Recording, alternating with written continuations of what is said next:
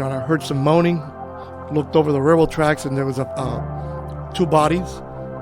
It turns out to be dad and son. The son was still alive. Duct tape, flex cuff behind. Dad was shot twice in the back. The son was shot once. The son was still alive. It would be like that. People would always be finding bodies all over Miami.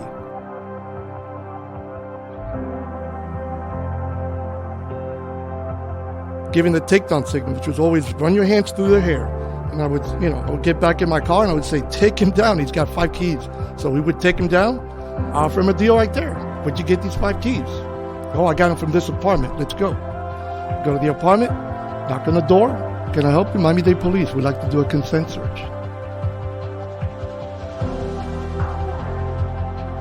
I had concept, but I didn't understand fully what that meant, right? I didn't know as a kid that he's going out there pretending to be a bad guy.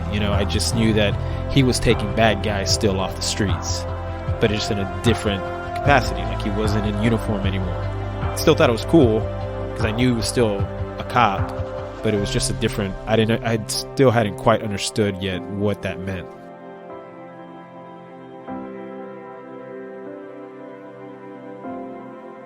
So we took him down. Sure enough, he had 4 murder warrants out of Detroit. That's what he was doing. That's what he's doing. He's killing drug dealers and basically ripping them off. And he told me when we took him back to the office, he's like, I was going to kill you. That's why I was trying to get you to my car. I was going to shoot you and put you in the trunk of my car and steal your car, because that's what he would be doing up there. You're listening to the ATO Bridging the Divide podcast, brought to you by the Assist the Officer Foundation. Since 1999, the ATO has given assistance to the first responder community. And now we want to give them a platform to hear their incredible stories. We also want to hear the stories of the many people that support us. Our community is small, but it is strong. We have differences. We don't always agree. And we all make mistakes. But together we can grow. We can heal. And we can learn from those mistakes. And together we can bridge the divide.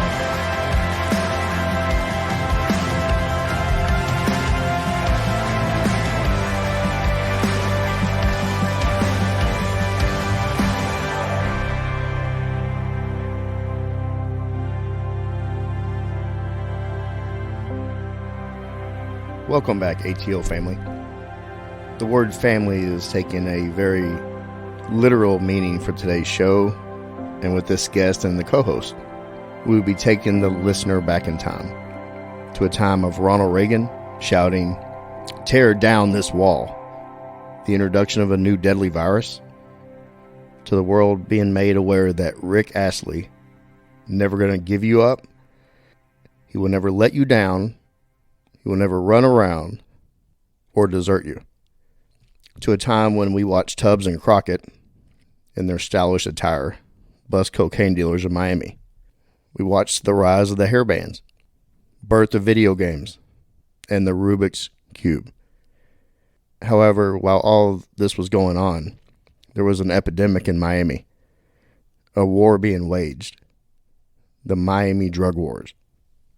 Miami became a pipeline from Colombia to U.S., and the cocaine flowed in, and the violence followed. Today's guest found himself right in the middle of the storm as he witnessed how evil this trade and the people involved could be. This guest walked that thin blue line in the Sunshine State, risking his life daily and facing some of the most violent people in Miami. ATO listeners, Omar coming. Omar, thank you for joining us on the ATO stage. Thank you for having me. Of course. When the Candy twins said, hey, they want to get their dad on, I was like, man, that's a no-brainer. Especially they talked about you. I'm not sure if you heard their episode. Yes, I did. Yeah, it was long. Yeah, and imagine what we edited out you didn't hear of all the shit talking they did. I'm sure they talked a lot of shit. Yeah, about you. So now is your chance. He's sitting here. So I'm going to take this opportunity to welcome on a guest co-host, because in my intro I talked about family taking a literal meaning in this episode. We have the great Sergeant Brian Candelaria. Or is it Gabe? Is it Gabe? Come on, man. No, okay, no, sorry, it's Brian. You can't tell them apart? Yeah, he can't. No, He's no, and I really can't. I yeah, can't. okay, buddy. Pretty hard taking them apart when they were little. Oh, I bet. No, hell, Yeah. No, I love I've it. always been the cooler one. He knows. You're He's like, that's Brian over there. I can tell. The listeners from y'all's episode knows that you like to steal identity, so I know. You know. I plagiarize a little too yeah, much. a little bit. All right, I have to say, Omar, I've been super excited. We were supposed to record back the week of November of last year, Thanksgiving, I and remember, then yes. we had to back out, and now finally we're getting this going, and I watched Cocaine Cowboys, the documentary, this week to prep for this, and that's going to be and I've talked about it before in other episodes of that documentary. Have you seen that documentary? Oh, absolutely. Yeah, it's that's so good, and I can't imagine having somebody that was right in the middle of that war. That was fun times. Yeah, I Fun times bet. in Miami. And you survived. And I'm going to get into some parts of that that I forgot about, and we'll kind of work through it. Okay. Absolutely. But we're going to start off like we always do. I want to talk about you growing up in Cuba. So the weird thing is I don't remember much. I remember probably 7 years old and forward. Before 7, I don't remember a whole lot. I don't I know. remember going to say school. old age. Yeah. Hey. I remember going to school. I remember my parents, especially my dad. He was a doctor in Cuba. I remember him telling me what we talk in our house, you don't discuss with anybody. And the only person you trust is the 4 people in this room. And that's it. You don't talk about what you eat. You don't talk about nothing. Nothing is discussed outside of this house. So I remember my dad back in the late 60s, he was always trying to get us out of Cuba. Later on, as I got older, he told me the whole story. Basically, he was a doctor, gangrene specialist, peripheral vascular disease specialist, saved some guy's leg from being cut. They were going to cut his leg off, and my dad told him, if you trust me, yes. And he said, everybody out of the room. He saved the guy's leg, and the guy said, Doc, whatever you need, you tell me. And my dad said, well, I'm going to trust you, and I'm going to tell you something. You may throw me in prison. I need to get my kids out of Cuba before the age of 13. Because in Cuba, at 13, they knock on your door, and they take your kids, and they start indoctrinating them into communism. Weren't they sending him to Russia? Some of them? No, they were sending them to Angola. That's where this guy got his leg blown off in Angola. Fidel Castro was trying to instill communism in Angola. He tried in Bolivia, but they killed Che Guevara. Che. Yeah, that's when. So he was always trying to instill communism around the world, and Angola was one of the places that they would send 15, 17-year-old Cuban kids to fight. Just for the listener, Russia's nowhere near Angola either. I That was a- know, that was a- but it was a good for try, whatever, Brian. No, for whatever reason, I thought they were also sending kids to study the manifesto in Russia. If, so I if Gabe was here, he would have got that one right. yeah, you're right. I would have copied Gabe on that one. Gabe, what do you write down? Brian doesn't realize this is another intervention for him. We're getting your father involved now. So no, I'm just kidding. So yeah, so that's growing up, you went to school, and the teachers on purpose would tell you, just like they do here, hey, write a little one sentence what you ate last night for dinner. So my dad would always tell me, white rice, 2 fried eggs. Wow. Even though we had a steak, if we had a steak, my mother had to close the windows so the smell wouldn't go out, because in Cuba you have to make lines. I remember standing in lines maybe a mile, quarter of a mile long. They give you a notebook. It's almost like a passport. And you get to the supermarket, family of 4, Carillo family of 4. God brings, 10 pounds of rice, 5 pounds of beans, little tub of lard, eggs, maybe a dozen eggs, 2 chickens, and okay, they stamp it. Don't come back till next month. So so my father was always, back in Cuba, they made house calls. Doctors made house calls, so he had his medical bags, but he had 2 sets. One was, he had his medical equipment, and the other one, it was basically one of my uncles lined it up with plastic. So he would go to people's ranches that he would cure, and they would give him pork, ham, cheese, homemade cheese. I remember him bringing it, and, he's like, we got to eat it, got to eat it all. You only bring home what you can eat that day because you don't want the G2 knocking your door down, searching your house. G2 is a Fidel secret police. Like a Gestapo type. Yeah. Yeah, okay. And they would search your house, and if they find 10 pounds of lard, well, where'd you get it from? And you're going to prison. So my dad's protege, the guy that trained my dad on his training for his peripheral vascular disease, he was trying to overthrow Castro. And he was just having meetings with other doctors in my dad's office because my dad worked with him. But he would always tell my dad, you go home, you have a family, you go home. His kids were in Spain because he sent his kids ahead. Sure enough, they infiltrated, somebody put a body bug, whatever it was, infiltrated that meeting, and he got 30 years. So he went in 69 and came out, 30 years later. Damn. In his 70s. So it was very hard living. Couldn't trust your friends. One time, like my dad would bring, I used to love chiclets, gum. So he would tell us, chew it in the house, and that's it. One time I went to school and I had gum in my mouth. And the teacher was like, what's that in your mouth? And I swallowed it, and I took a rubber band. I was a really good liar at the age of 8. Took a rubber band. I said, it's a rubber band. No. Grab you by the ear, put you in the office. 2 guys in suits show up. We're going to search your house. They took me home, knocked on my mom's door. She opened the door. We suspect he was chewing gum. We're searching the house. My mom was like, go ahead. They searched the apartment. Nothing. Okay. Leave him here. My mom says, just leave him here. School's almost out. So of course, when they left, looked at my mom, started bawling, because my dad would always tell me, if we get caught, your mom and I are going to prison. You'll never see us. You'll never see us. So I was like, man.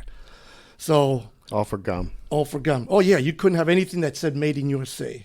Nothing. So the cartoons that we used to watch in Cuba were all either Russian or Chinese.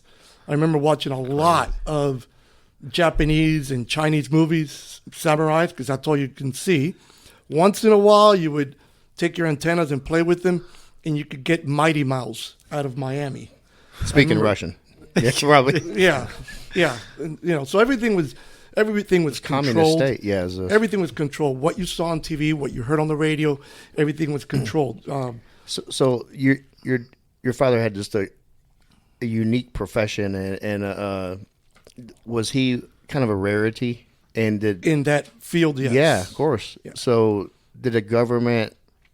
Did he have a bad relationship or just no relationship with the government? It seemed like him having such a specialty, they would honestly force him into service. Did that ever come into play? The service was, you're going to be a doctor and you're going to treat patients. Maybe get paid $30 a month. Not a whole lot. I mean, what he had was, he had a 1954 beautiful Cadillac convertible that he bought when he graduated from med school. So he kept that, but the house, everything, the government took everything from us. So we moved into an apartment, but, you couldn't have a bank account because it's not yours. So the government in Cuba basically tells you nothing belongs to you, including your children, your house. So you don't pay a mortgage, you don't pay for your light, you don't pay for your water. Everything is given to you, but nothing is yours, including your children, because at 15, we're coming to get him. So my dad, that individual that he saved his leg, basically told him, hey, I need you to help me with this. So the guy trusted my dad, and my dad, he started asking my dad for bribe money. I need money so I can bribe this individual in Cuba. The only way you leave Cuba is by a lottery number. So he would take our number for the Carillo family and move it up, and then pay somebody else to move it up. So it took 9 years. I still have my Cuban passport. I was probably 8 months old when my father was trying to get us out of Cuba. So he would always think, okay, if I can't get the whole family, at least get my kids out through the Catholic Church. So he figures, I want you guys to go to the United States. So he had a British guy from the British Embassy come to our house once a week and teach us English, which is kind of weird because we kind of learned British English. So he would, like the trunk of a car. Cheerio. The car was, pish posh. The boot and the bobbies. And so I remember getting to Miami and being in 4th grade with Mrs. Williams, I'll never forget her, and, stand up and introduce yourself. So I stand up and I say, my name is Omar Carillo, and I have this British accent. And one of the guys that became my best friend, Ricky Smith, looked at me like, why are you talking like that? And so I taught him all the bad words in Spanish, and he taught me how to talk proper English, American English. But, so we ended up, one day he showed up and he said, always have a bag packed, one bag, no jewelry. You can't take any jewelry with you. Can't take any money with you. Have one bag packed, carry on. I'm going to take you to an airplane, to the airport, put you on a plane, and you're out of Cuba. Well, where are we going? I don't know. I'm just going to put you on a plane. So sure enough, 9 years later, he knocked on the door. He said, on a Wednesday, he said, Friday, I'm picking you up, and I'm taking you to the airport. So he did.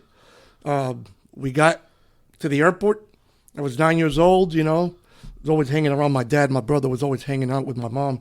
So I would see that my dad was nervous. I was always like, what's going on? So this guy just bypasses through all the officials, sat us on a plane. And my dad said, where are we going? He said, I don't know, out of Cuba. I don't know. So we didn't know if we were going to Germany, Russia, China, South America. We know we weren't coming to the United States because there was no direct flights. Fidel cut that off in 1964. So we got there, plane started loading up with people. It was a propeller plane, by the way. And then taxi out, took off. Pilot says, okay, we'll be in Spain in 14 hours. So my dad took a deep breath, and flight attendant came by, can I get you something to drink? And I'll never forget, he said, I want a double Johnny Walker on the rocks. And man, he had white knuckles because he was afraid to fly. Kind of relaxed a little bit, and sure enough, 14 hours later, we landed in Spain. So growing up like that, how did you view the United States? Like, was propaganda pretty heavy and U.S. was bad, or no? How did you guys see that? Saw it as anything out of Cuba was a gift. I mean, we got to Spain and eat ham and cheese and octopus or whatever you wanted. Chew all the gum you want. Chew all the gum you want. Yeah, chew all the chiclets. It's like drink, Coca-Cola, Pepsi, whatever you wanted to drink. Which in Cuba you didn't have it. It's like, wow, this is awesome, And so when we landed in Spain, we didn't have that much money. Then my dad was like, hey, take your shoe off. So I take my shoe off. So I took my shoe off, and he took a butter knife and took the heel off. One of my uncles was a cobbler. He used to make shoes, so he hollowed out the heel of my shoe, and there was $150 there. So we had $150. From what I remember in the talk, Spanish government gave us an apartment, some money, and they said, okay, this will sustain you for a month. After a month, you got to pay for it. So my dad started calling friends in Miami, help us out. How much do you need? Hey, just $150 a month. That's all we need to survive in Spain. This is May 20th, 1969. So, we survived there for 6 months, and my dad was studying to get his pass his medical boards.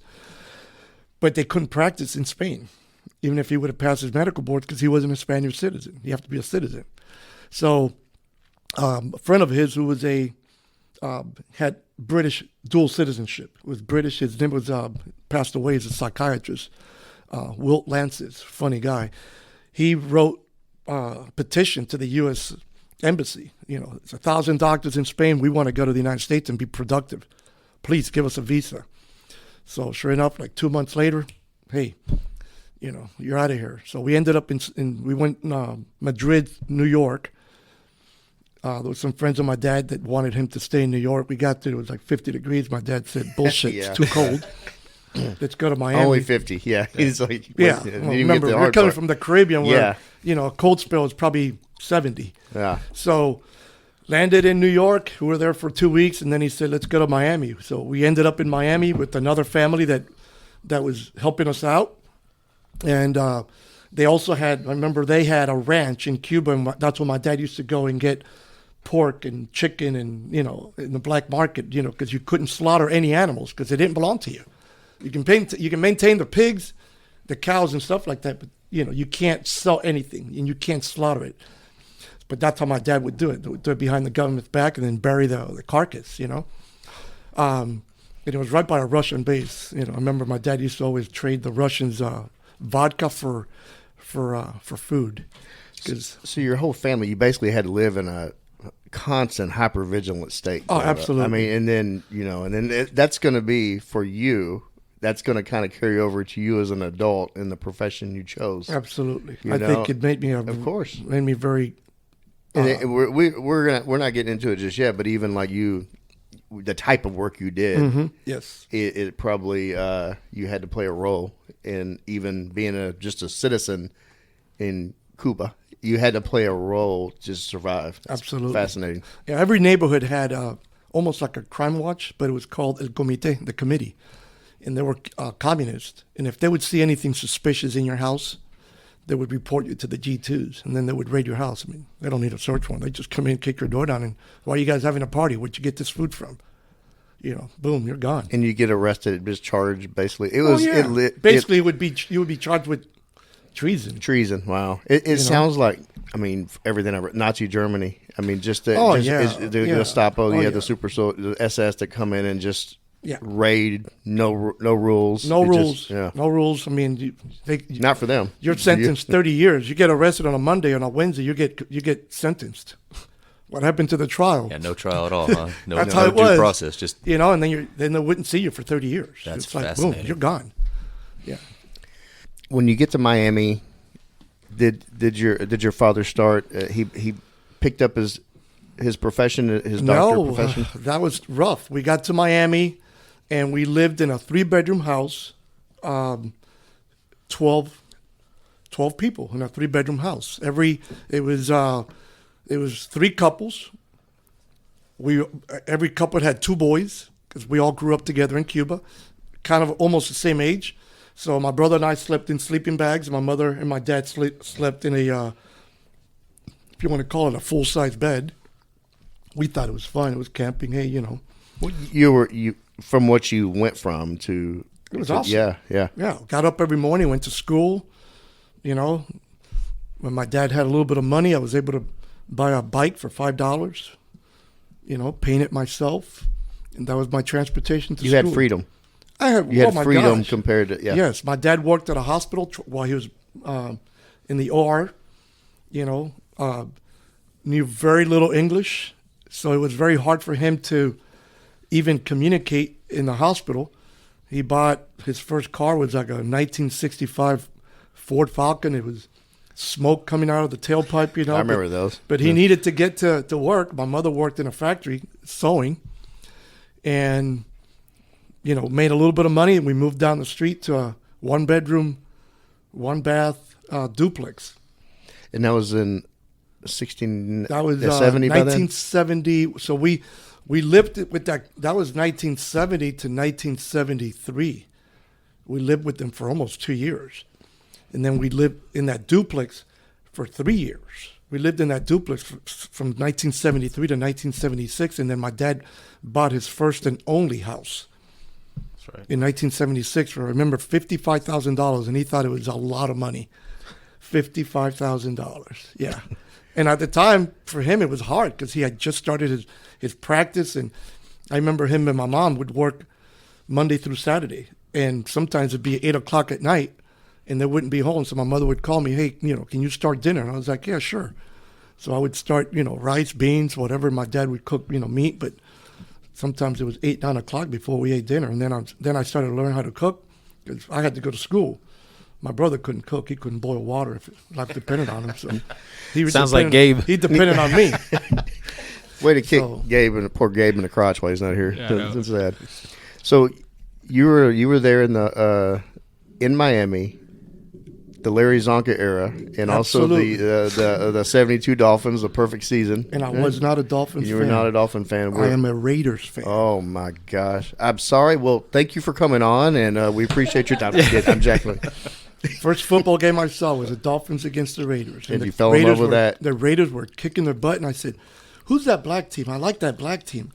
And the quarterback, I'll never forget, was... Stabler? No, Kenny? it was Dale LaMonica. Oh, yeah. Yeah, I think he did a swim through Dallas at one point. Yeah. I'm talking, this was like 1970. black and white TV, John And- Madden wasn't the coach there, was he? No, Not yet. I couldn't remember who the Okay. coach was. So I've always liked the Raiders. And What do you think about the moving to Vegas? Meh. I mean, it's okay. I think they've. I mean, At least they kept the they've sucked name. since At the least 70s. they haven't been any good for a while. They lost to Tampa Bay in the Super Bowl, and then I got to hear it from my other son. Oh, that's Omar, unfortunate. 'cause Omar's Omar, He's a Tampa bu- Bay fan, so what? 30 years later, he's still reminding me. So. Yeah, he's probably going to be unhappy this coming up season. Without Oh Brady. yeah. Oh yeah. Yeah, I was hoping Omar would be here too, so we could, because I used to enjoy playing him and whipping him in fantasy football. Omar, if you're That's right, listening, yeah, I miss that. That's right. I think he's still playing that. Yeah, You know that these guys were all born on the same day. You know that, right? no, The twins and Omar were born on the same day, 7 years apart. Exactly. Exactly 7 years apart. that's amazing. That's really cool. Yeah. Damn, I wish. It was Shout hard, out Omar, it was man. I hard wish you'd been here. having parties because you had to have a Just a big ass party party for these guys and then a party for at different ages too. Oh, yeah, yes. for teens and then Oh, you have yes. a 7-year-old. Oh yes. Yeah, these guys were brutal. So were the twins wearing like the little party hats for the 7-year-old at their own party? Yeah, right. Yeah, they're just having to put up with it. You know they had it on sideways. Yeah. Oh yeah. They had it had cocked to. sideways. yeah, The yeah. Island Boys. These guys were terrorists growing up. Oh, I can't remember. We're gonna get into that. No, Oh just kidding. gosh. Yeah, let's They're- jump right into that. They're terrorists right now. So, when you were in Miami, going from a military state, basically, in a controlled state, and a fear of anybody in authority, when you get to the United States and you're in Miami, did you have any interactions with police? And what was was there a fear there? Just what you kind of carried over from Nope, Cuba? not at all. Okay. As a matter of fact, our next door neighbor was the chief of police for the city of Miami. Oh, well, damn. I can't remember his name, but I remember he was a big guy. He must have been like 6'5", good 280. I mean, and he drove this old Plymouth with this huge long antenna, and I would always see him coming out. He never wore a uniform. Always see him plain clothes with this gun, and I was like, "Wow, that's so cool." And I used to started basically, can I mow your lawn, for $5? Yeah, sure, just so I can make a little extra money and buy my bike. And then we moved out of that neighborhood into another neighborhood, so I lost touch with him. But then we moved into this neighborhood, and I was in middle school or maybe elementary, and my neighbor across the street was a City of Miami motorman. And his sister, I remember his sister had poodles, and they gave us a poodle.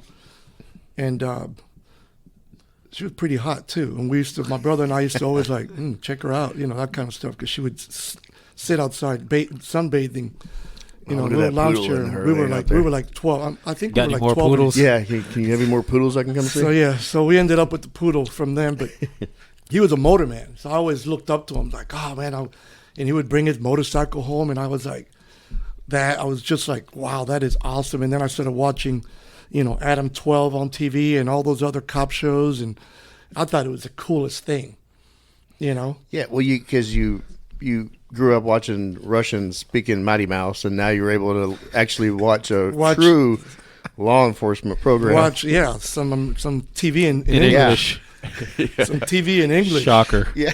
And not in Chinese with Weird. Yeah. subtitles on the bottom.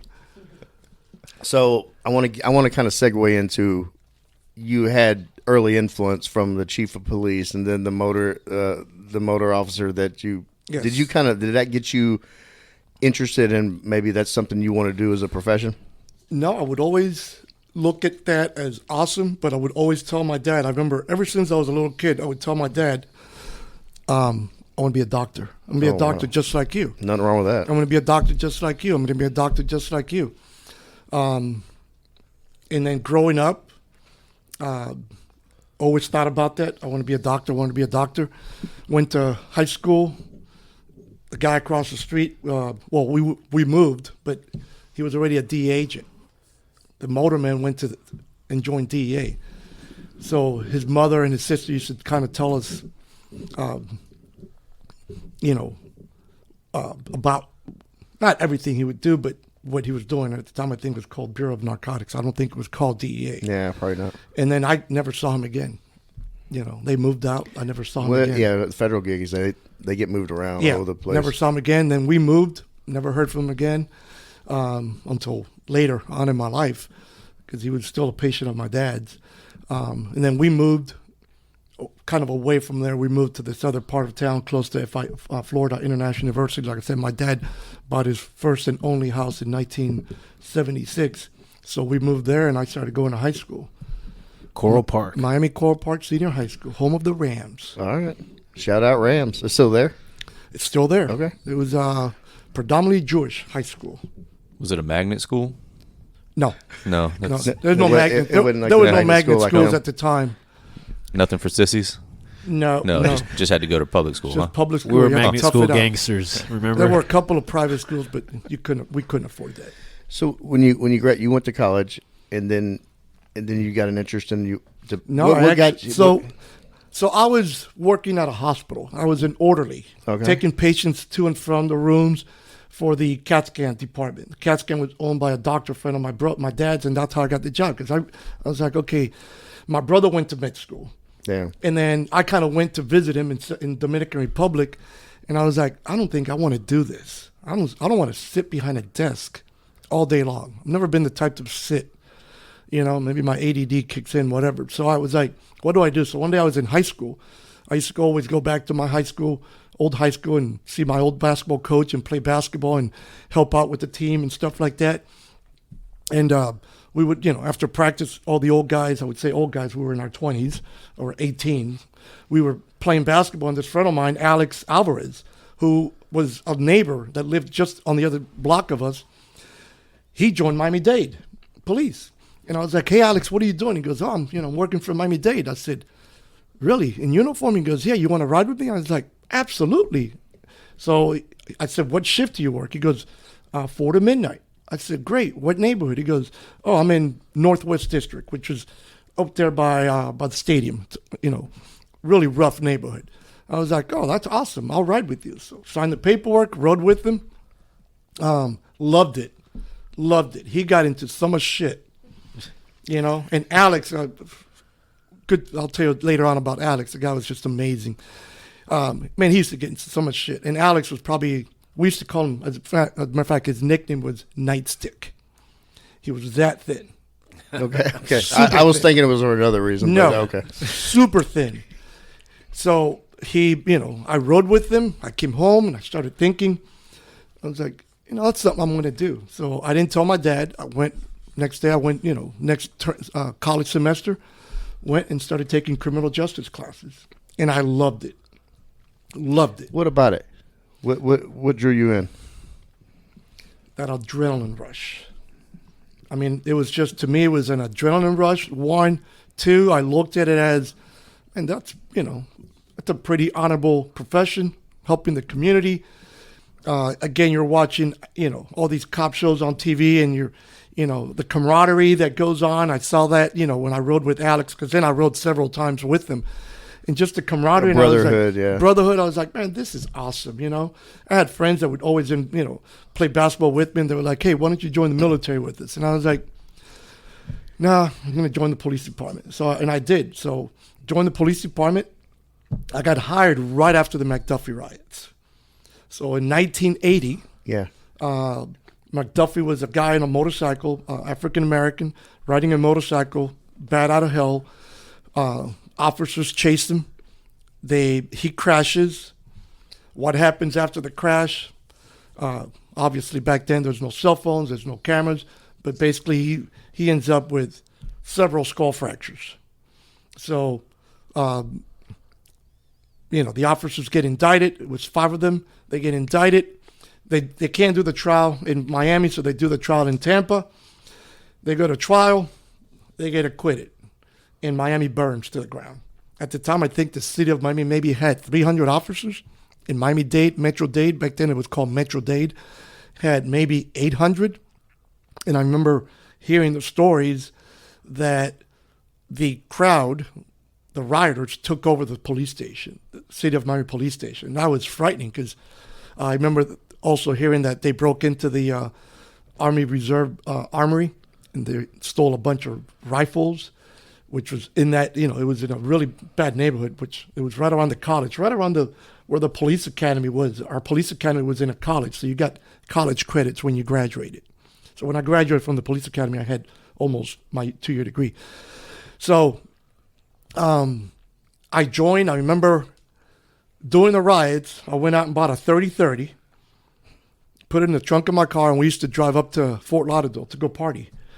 And I remember having the gun in the trunk of my car and driving down 836, going up to Fort Lauderdale, and seeing the smoke from the buildings burning.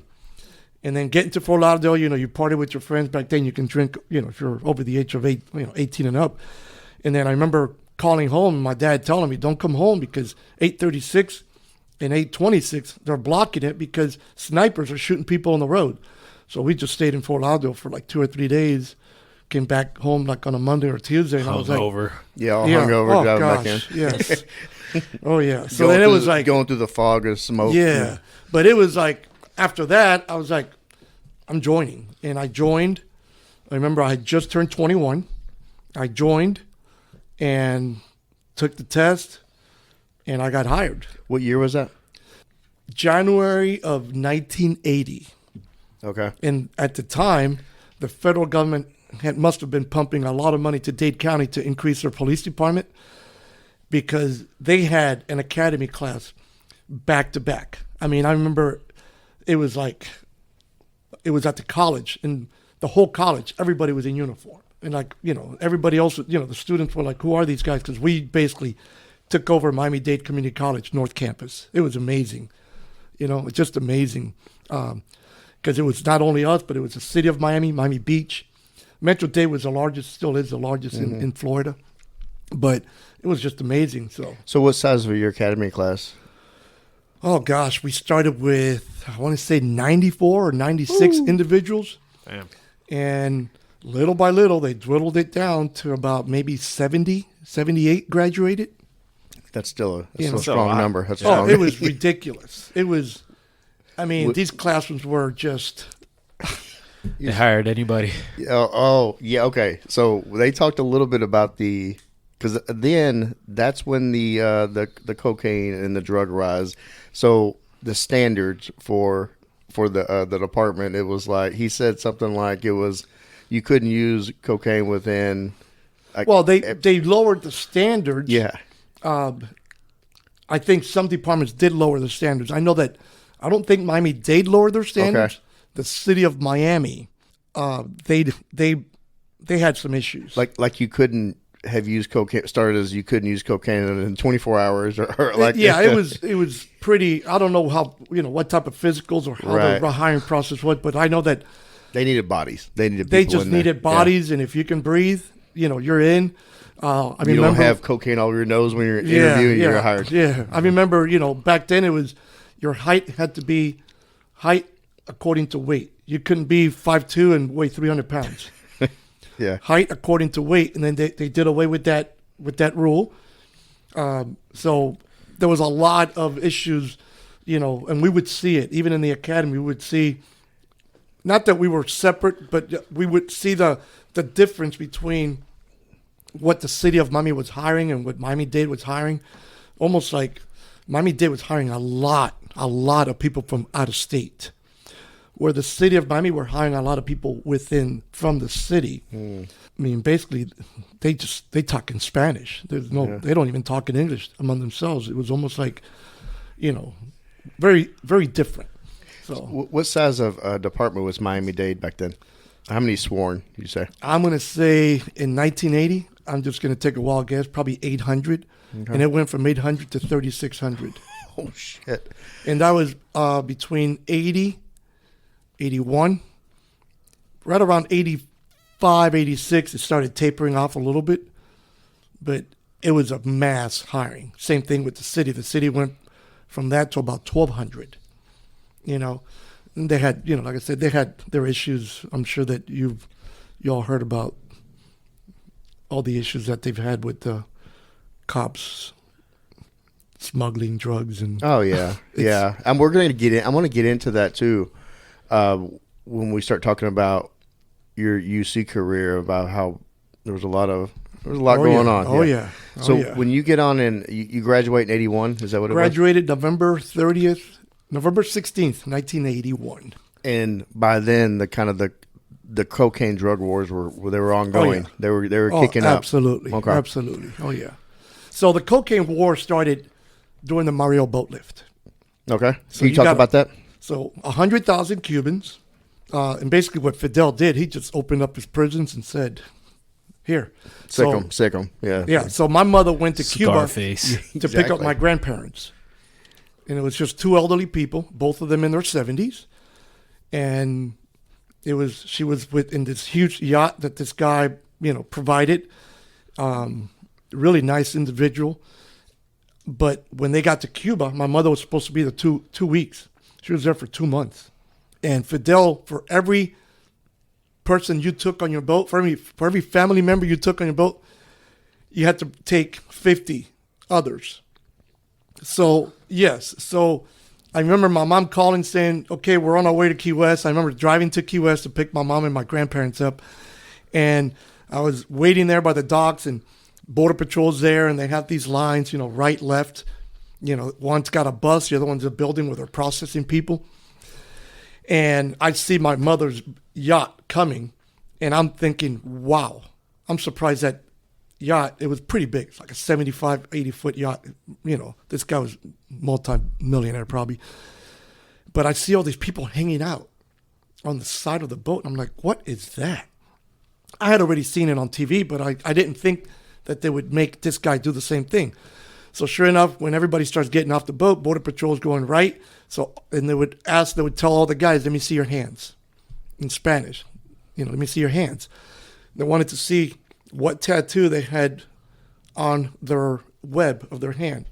Because in Cuba, the prisoners, or the prison, whether you're a rapist, child molester, a murderer, burglar, so the guards would know who they're dealing with, they tattoo the prisoners on the web of their hand.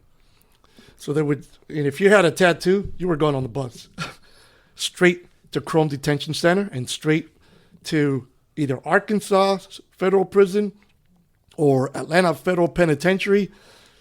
They never came out. They were going from prison to prison. That's it. Some of them made it out. Some of them, made it into the streets of Miami, and that's when we ended up having the cocaine wars. Because what happened was these Cubans coming over, they didn't fear anything. They would always tell you, what can you do to me? They're not scared of prison. What can you do to me that Fidel hasn't done to me? Yeah. So they didn't fear anything. They were killing Colombians left and right. I mean, the murder rate was, the guys in homicide were making $200,000 a year just on overtime, because there was a murder at least every 2-3 hours in Miami. It was just bodies, bodies all over the place. So when you were in the hiring process, when you hit the streets, that was kind of y'all you knew this is going to be a war, and I'm going to be a part of it. I'm going to be a soldier in this, right? Yes and no, because the district that they sent me to was South. They sent me to South District, which I didn't want to go to South District because it was basically the country, and it was just a lot of farms. We did have an area that was sort of like Oak Cliff, so we're like, okay, and there was drugs being sold, but mostly it was like, it's called the Redlands. Man, I don't want to work the Redlands. You're going to get a call, cow in the middle of the street, that kind of stuff. But I got fortunate that I was put in what's called Area 1, which was a hot area.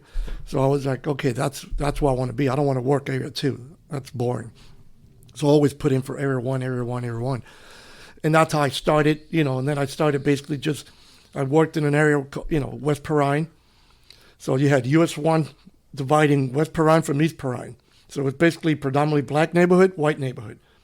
So we would always go find dope, find drugs, we'd see a car. I mean, back in the days, I know that you can't do it now, but profile the shit out of people. You see a white guy driving in the black neighborhood, you sit on him, watch him go to a drug house, make it buy, pull him down the street, he's got drugs, you take him to the station, offer him a deal. You want to go talk to Narcotics? Narcotics was right upstairs. So I would give Narcotics a lot of informants, say, this guy wants to cooperate, this guy wants to cooperate.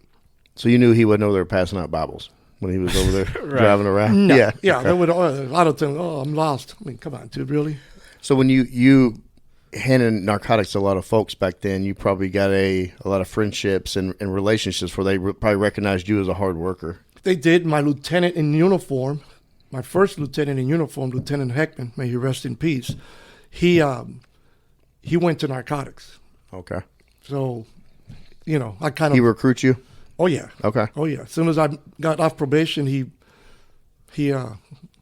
called me. He goes, hey, you want to come to narcotics? And I said, absolutely. He's like, okay, you start on Monday.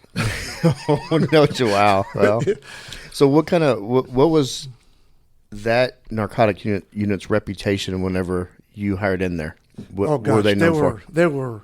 I thought they were the badasses. I mean, they had a boat, to go chase the drug runners. They drove all these seizure cars. I would always see them, dressed in blue jeans or boots jeans and, T-shirt. There was one unit that was called the interdiction unit, and they would basically work 6 p.m. to 2 a.m.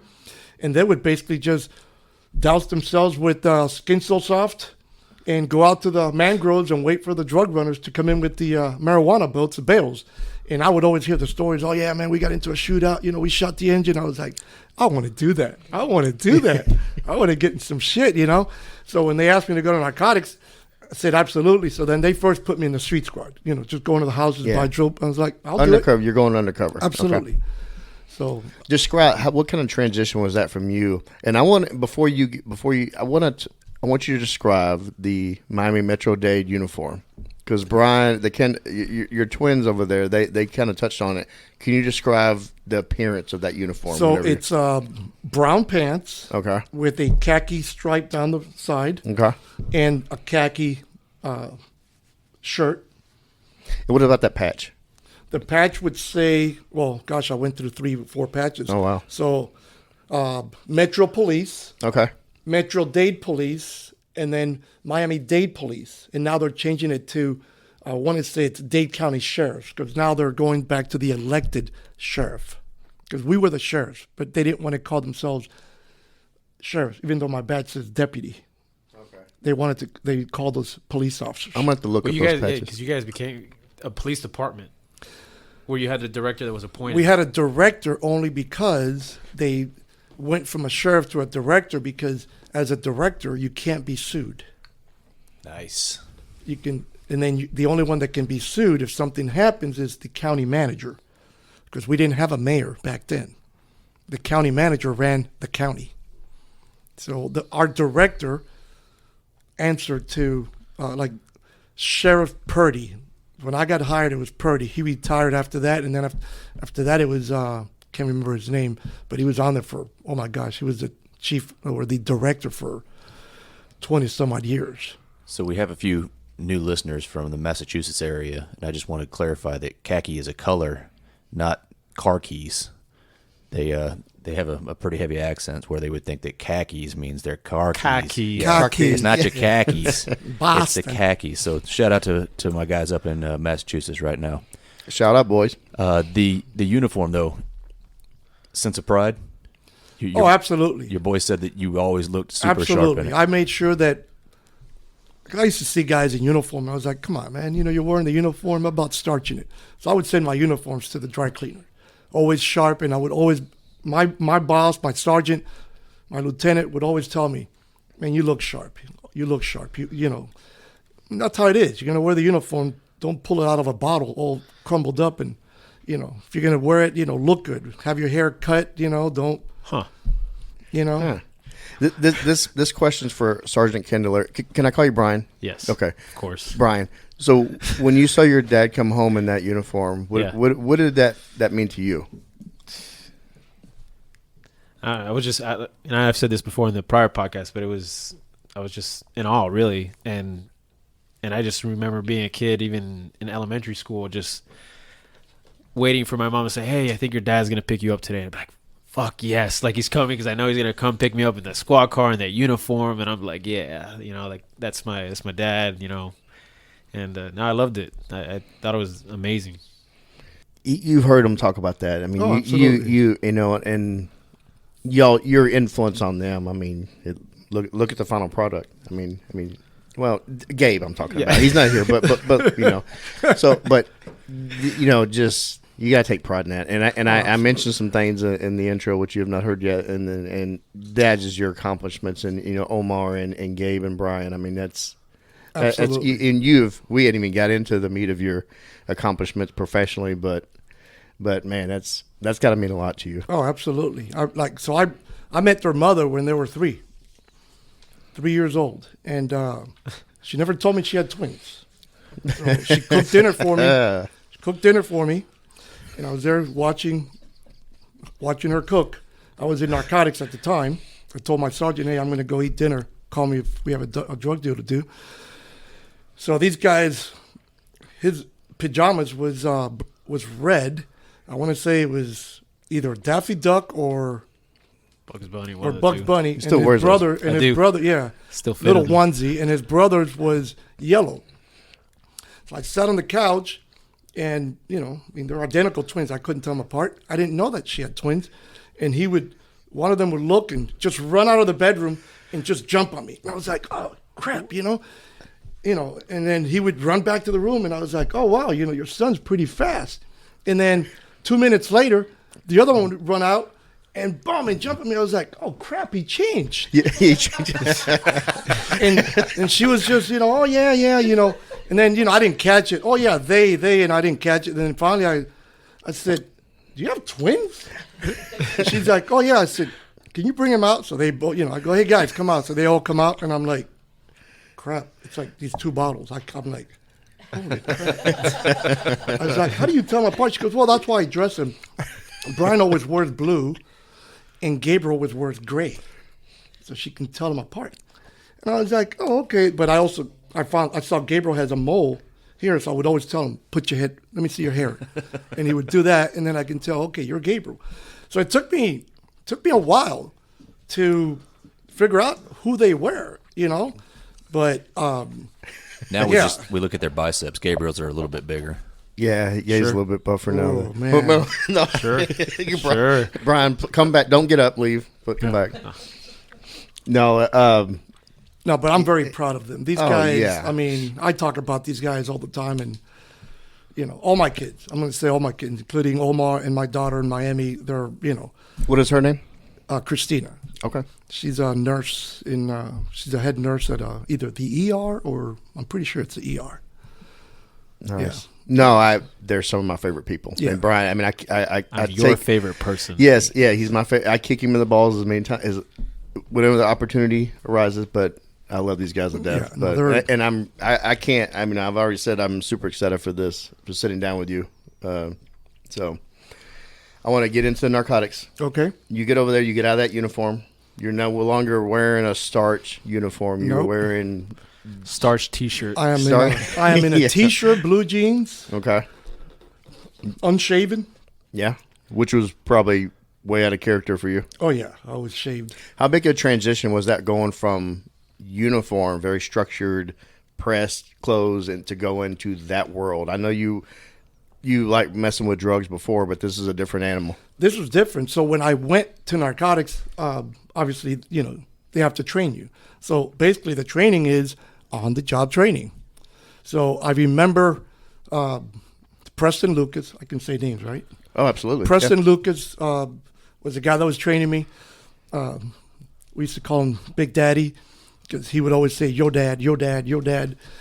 Smoking like a chimney. I mean, smoking like a chimney, and I don't smoke.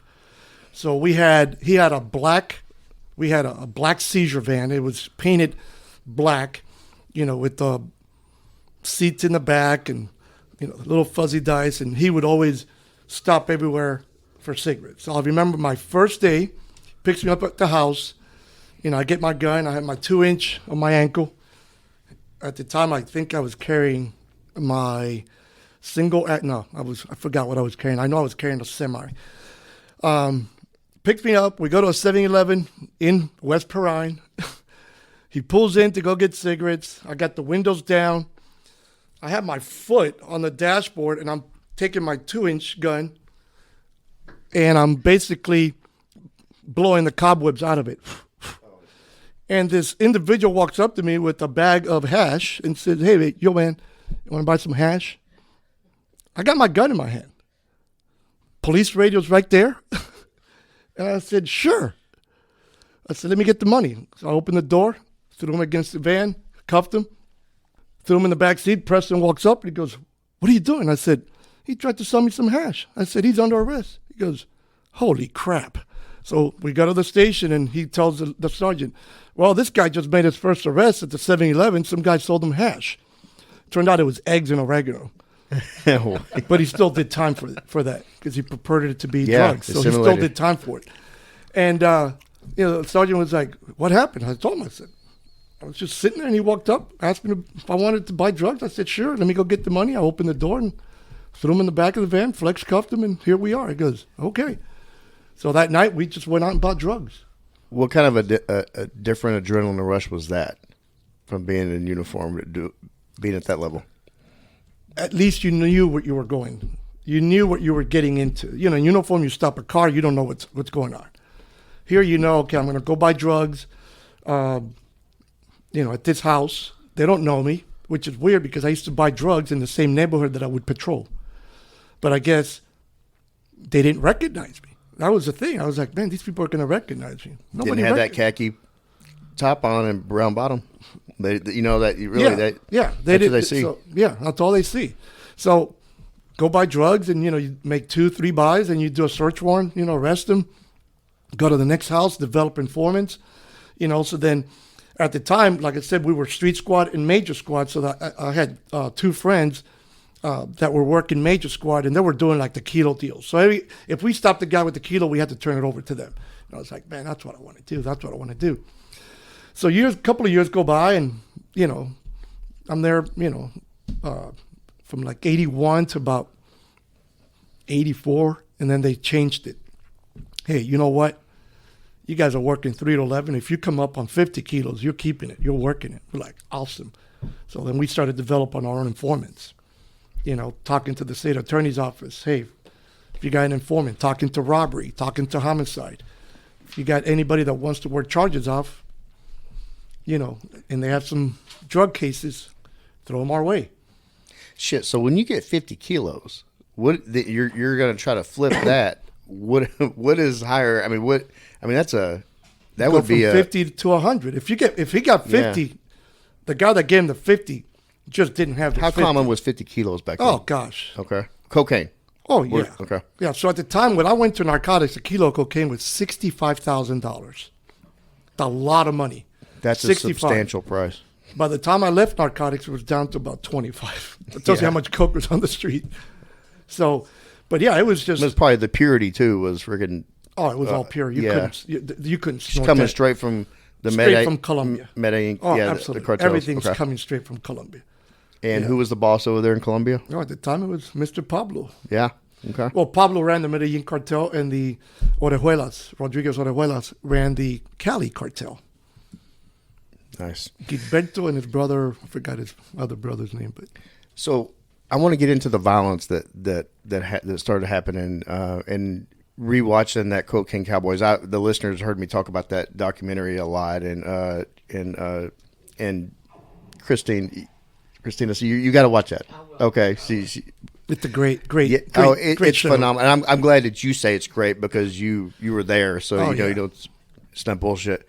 The violence I read, they talked about the murder rate in that area going from a little over 100 to 500 and then 600 bodies in a year. Yes, it was crazy. So how close did you work with homicide? Because how majority of these damn murders had to be homicide related, right?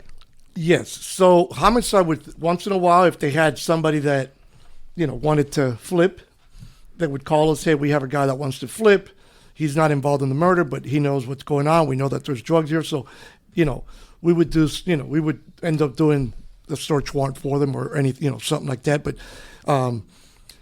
it was just, there were so many murders that the medical examiner, Dr. Davis, Joseph David, may he rest in peace too, they had to get a Burger King freezer 18-wheeler to put the bodies because the morgue was that full.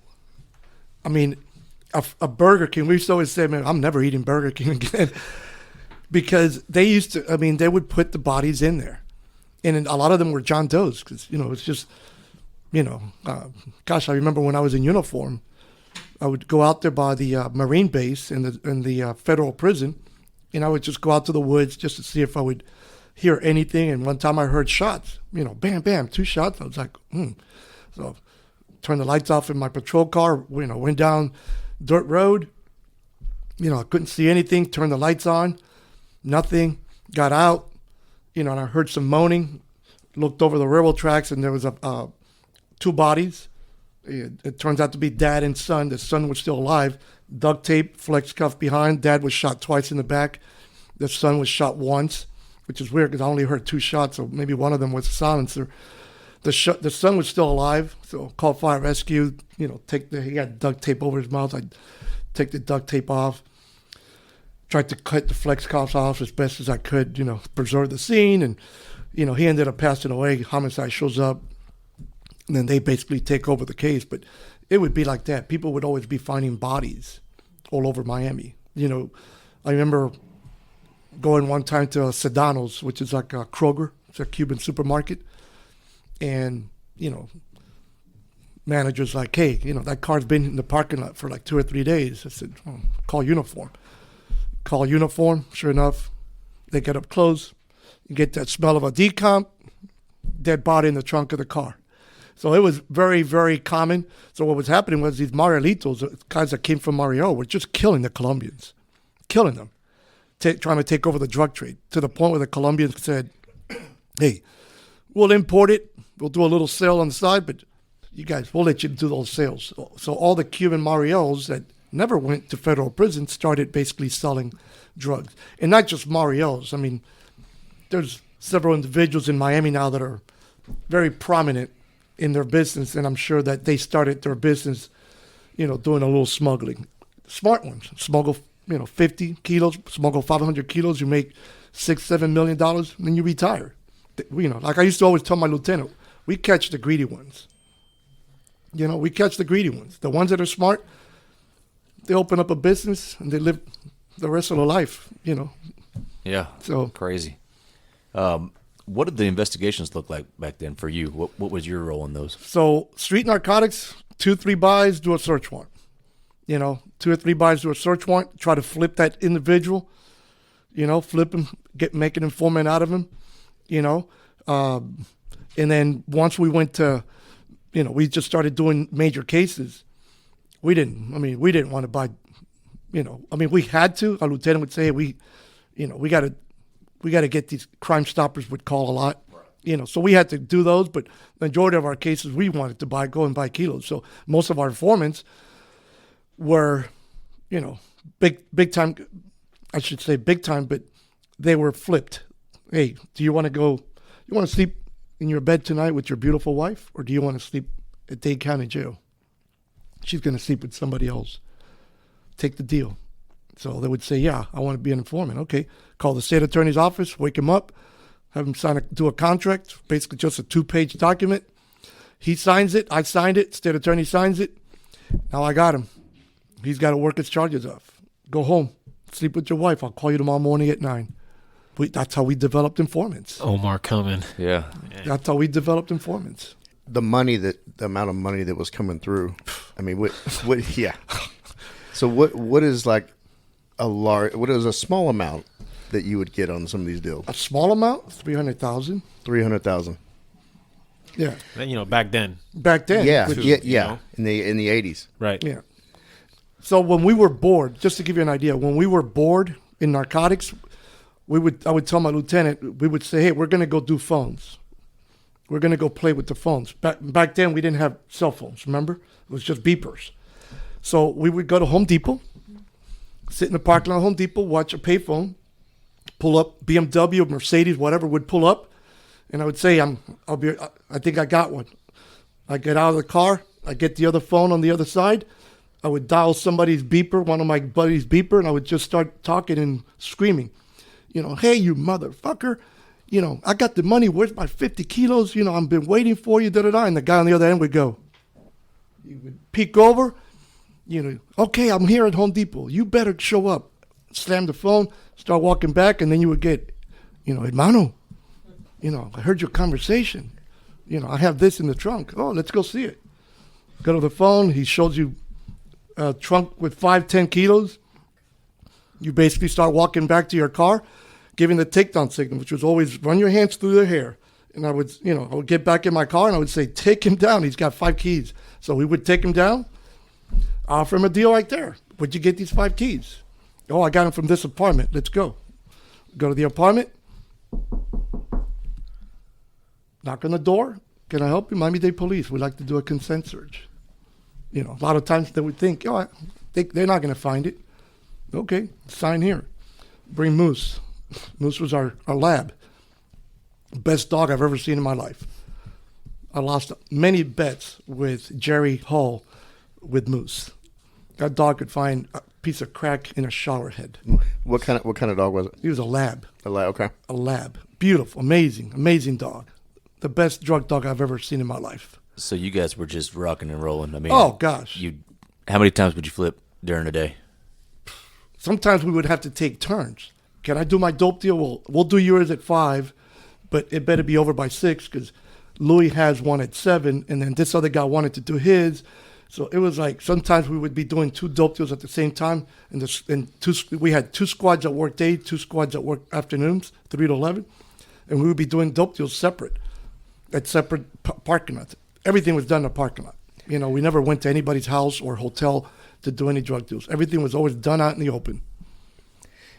Did y'all use a lot of video surveillance had that gotten? If we had prior notice, we would call tech support, and Joey and his group would come out and they would videotape it. They would give us, body bugs, which is usually back then when the big cell phones came out, the bricks.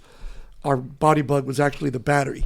So you press a little button, and that's how you're talking. I never liked to wear a wire. I just didn't like that. I never carried a gun when I was undercover because I would always tell the guys, hey, if I'm meeting you for business, I would tell them, hey, before we do anything, this is my business. This is what I make a living out of. I said, I'm not an accountant. I'm not a doctor. I'm a drug dealer. This is my business. Look, and I would pull up my shirt. I don't carry a gun. I said, guns and drugs don't mix because if we get caught with the kilo and a gun, it's life. So I don't want to go to life, away for life. So no guns. You bring me a gun, I'm out. And by the way, if I tell you be there at 5, I want to wait till 5:05. If you're not there by 5:05, I'm done. I'm gone. And if you show up at 10 after 5, I'll see you tomorrow then. Be on time. Because usually when that happens, it's a rip. We're gonna get into a rip in a little bit. So punctuality and no guns was your punctuality, rule? No guns. Okay. And it's business. I started. It's a business. It's a multi-billion dollar business, and that's how I treated it. This is a business. I'm here to make money. I'm not here to rip you off. I'm here to make money. And I think if I knew how to play poker, I think I would be rich because I could put that poker face, and they would believe me. Yeah. So you're talking about all this nonstop work and many hours of overtime, I'm guessing. Yeah, we did at least a drug deal a day. How did you juggle being a father, a husband, and at home life? How did that look? You juggle it. I worked 3 to 11, so I would get up with these guys, take them to school.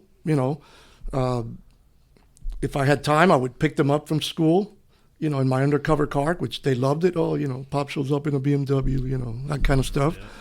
So you just juggle it. On the weekends, take the drug hat off. It's also like a little different because he's working in the county we're living in. Right? So there's a lot of flexibility there. Right. Like I'm working.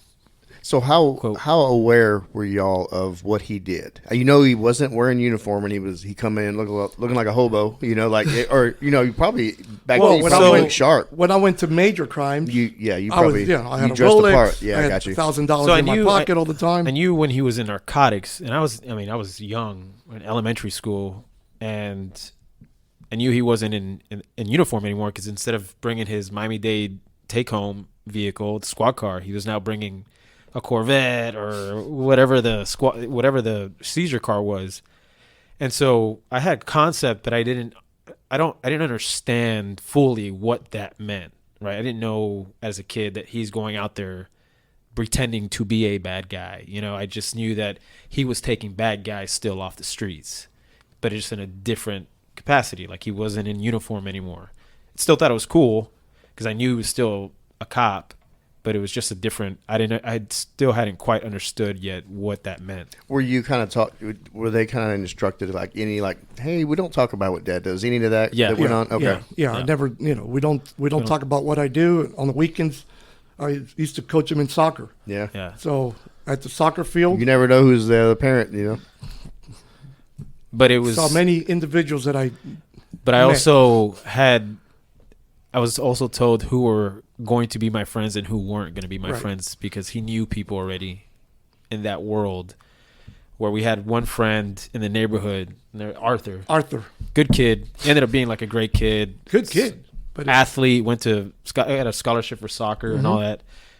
We met him in the neighborhood, and shortly thereafter, my parents were like, "Hey, you can't be friends with him anymore."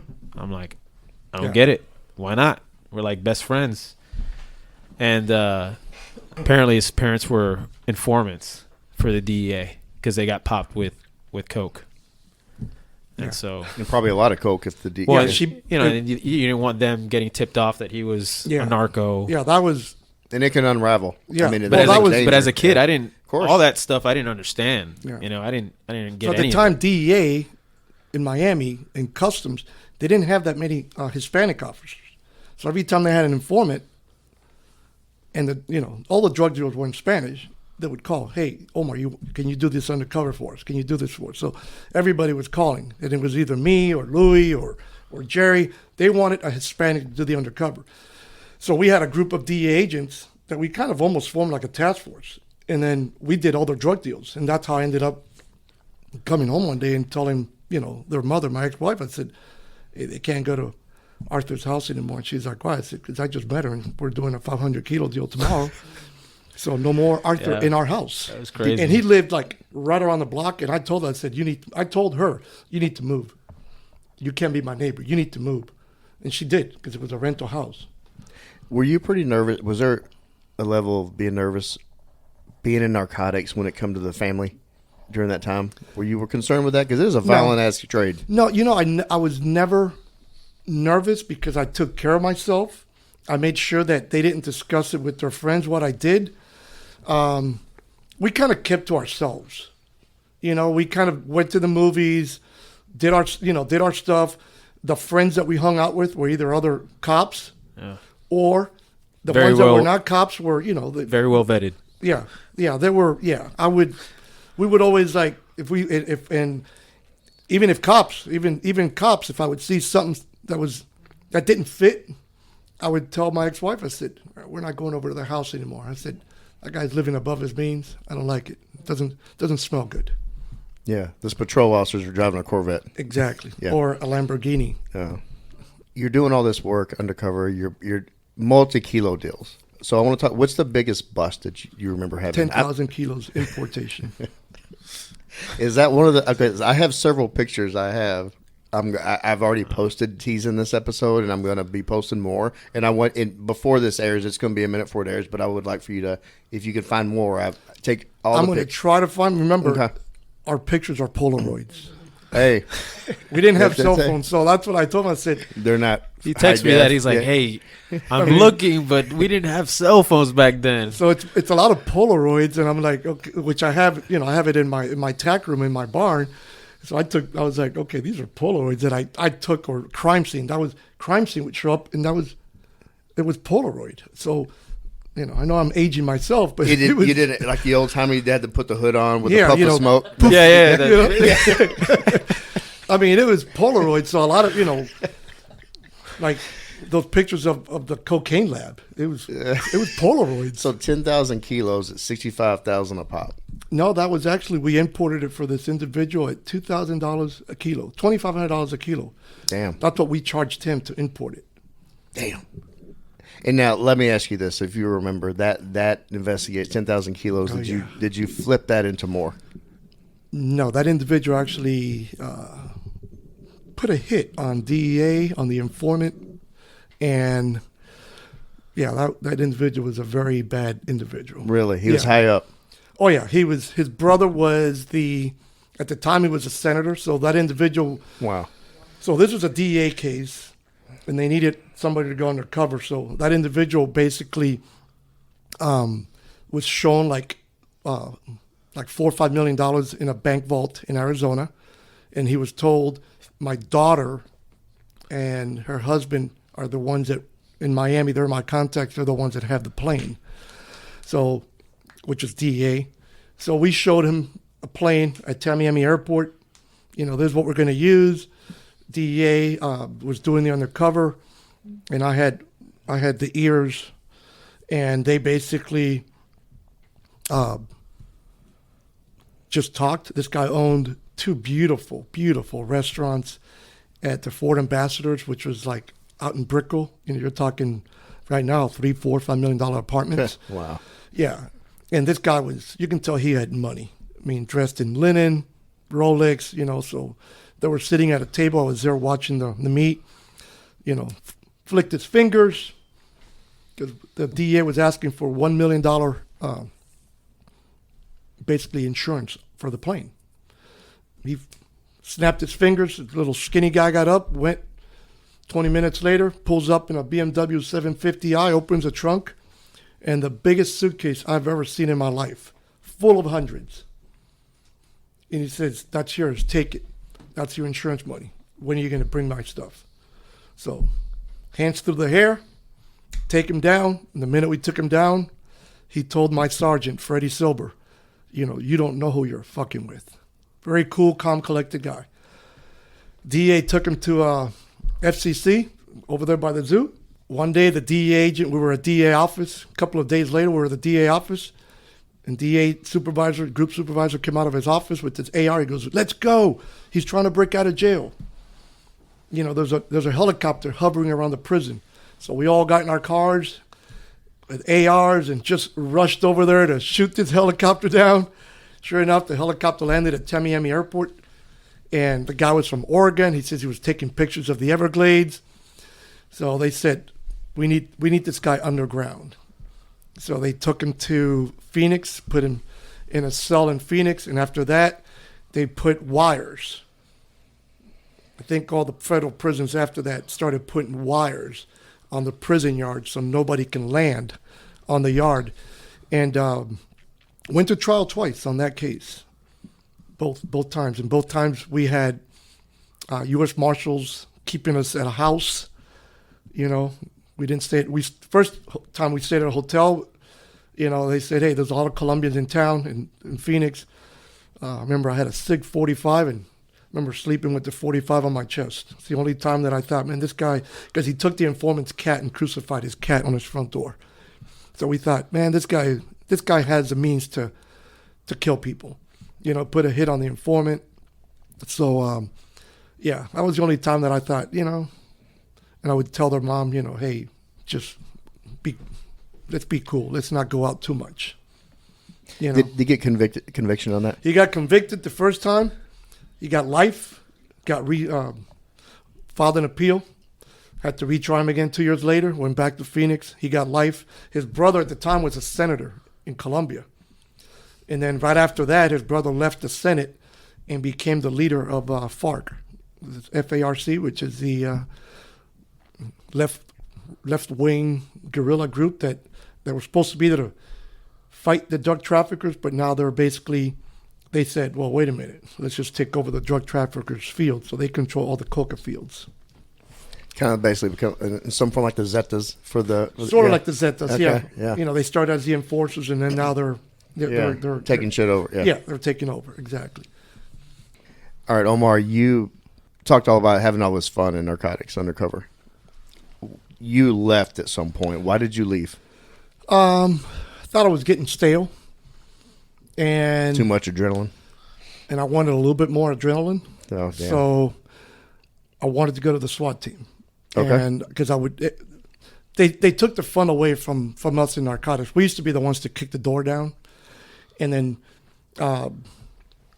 like I said, we had North Narcotics, North headquarters and South Narcotics. I worked South Narcotics, so we used to do our own search warrants. We would kick the door down, no training, no lead penetrator. We just kick the door down and go in. That happened in Dallas too, by the way. Yeah. So, we got involved in a couple of shootings that we shouldn't have gotten involved in. Shot a lot of beds.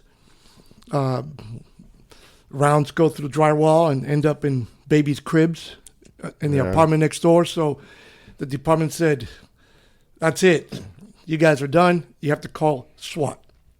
So kind of took the fun out of it. So then I would have to call SWAT, and I would see them kick the door, and I was like, shit, I want to do that. So just started, talking to this Lieutenant Butner. And I was like, hey, LT, I want to go to SWAT. And he's like, why, you want to come to SWAT? I said, yeah. So he says, all right, we're going to have a class coming up. Put in for it, transfer request, and we'll do your PT test. So put in for it, did my PT test.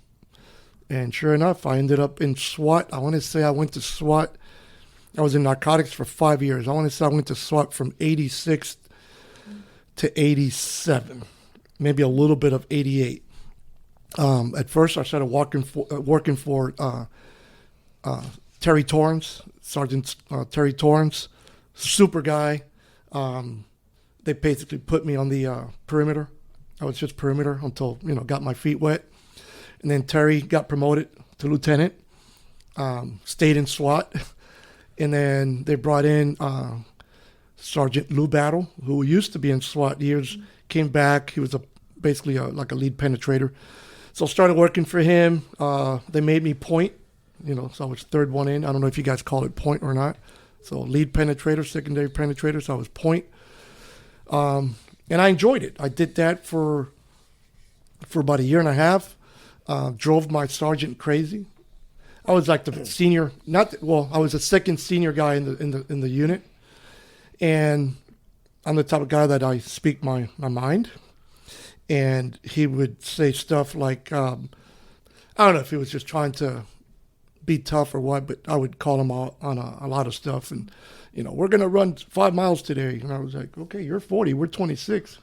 So I remember having meetings with them, and who made you the effing spokesperson of this team? I was like, well, everybody's afraid to talk. I'm not. So he kind of encouraged me to take the corporal's test. Yeah. So movie. Now, were there a lot of other narcotics detectives that went with you to SWAT or try to go that way? Really, the only one? SWAT was one of those things at the time that everybody that was in SWAT, I knew them since the 80s. Pete Carillo did his whole career in SWAT, never left. Never left. Been shot, oh my gosh, several times. Never left. He's one of those guys, like Baines, a magnet for bullet. Yeah. Great guy. Excellent penetrator. Excellent, and so we got to train, we got to have fun. I went to sniper school, so I was secondary sniper. Sometimes I was the observer, and Little Joe was a sniper. Little Joe is, funny story. He's a diabetic. So one time we get a call of a barricaded subject, and Little Joe, I'm on the back, and it's hot, and we got this SWAT gear on, and it's just miserable. And Little Joe's like, hey, Sarge, he's there. I can see him. He's in the house. He's moving the curtains, da-da-da. So everybody's like, yeah, he's in the house. We're going to go get him. We're going to get him. And then all of a sudden, Little Joe goes, all right, the TV's on, and I can see he's watching cartoons. Wait a minute. He's watching Disney. He's watching some Disney movie. And my sergeant looks at me, looks at his watch, and he says, has Little Joe eaten anything? And I said, no. He's like, get some bananas to him right now. So I go to the truck, I grab the bananas, whatever I can give him, go over there, and I'm like, Joe, you okay? Here, get some bananas. He's like, oh man, thanks. I said, you mind if I look through the scope? Look through the scope. TV's off. There's nothing on TV. He was hallucinating. Because from the diabetic. So we're like, okay, Joe, so I go back, hey, Sarge. And there's nobody in that freaking house. You did like a relief Sure picture enough, change. the guy that was supposed to be barricaded all of a sudden starts riding down the street on his bicycle. It was a false alarm. And we had been there for like 6 hours. It was a false alarm. So after that, it was like, to this day, little Joe will tell you that the TV was on.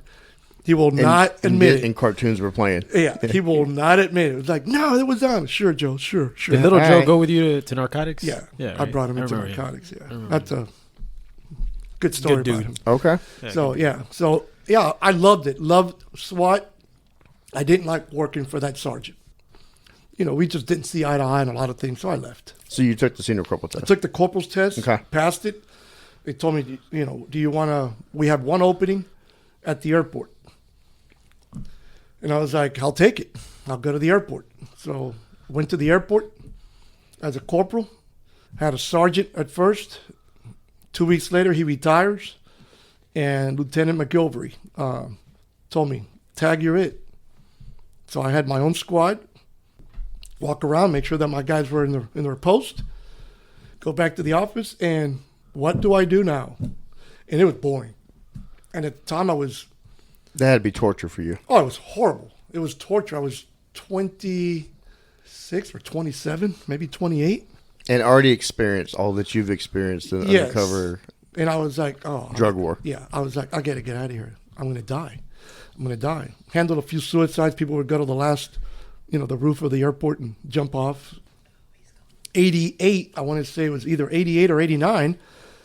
Chief Gonzalez, Bobby Gonzalez, little history behind him too.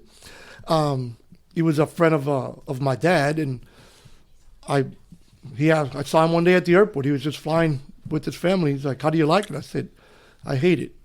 I want to leave. And he's like, where do you want to go? I said, I want to go back to narcotics. He's like, what about your corporal? I said, 5% more money is nothing to me. I said, I'm not in this for the money, So sure enough, he made it happen, and I went back to narcotics in 88. And I was there from 88 to 98. Damn.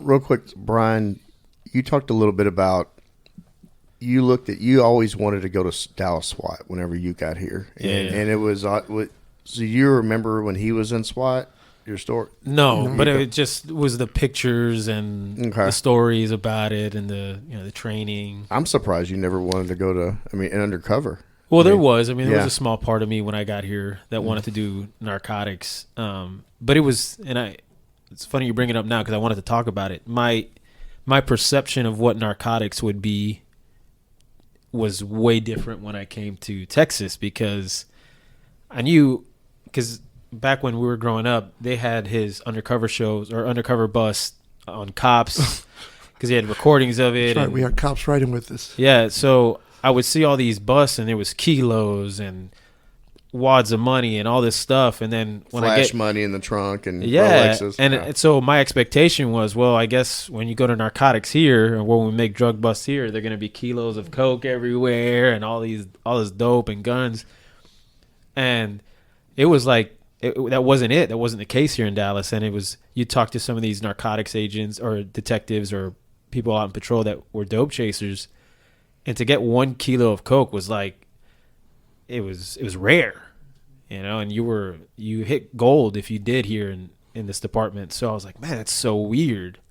My expectation was like, no. Like if he did this in Miami-Dade, why aren't we doing this everywhere else? And so I was just like, maybe it's probably because they only spoke Spanish.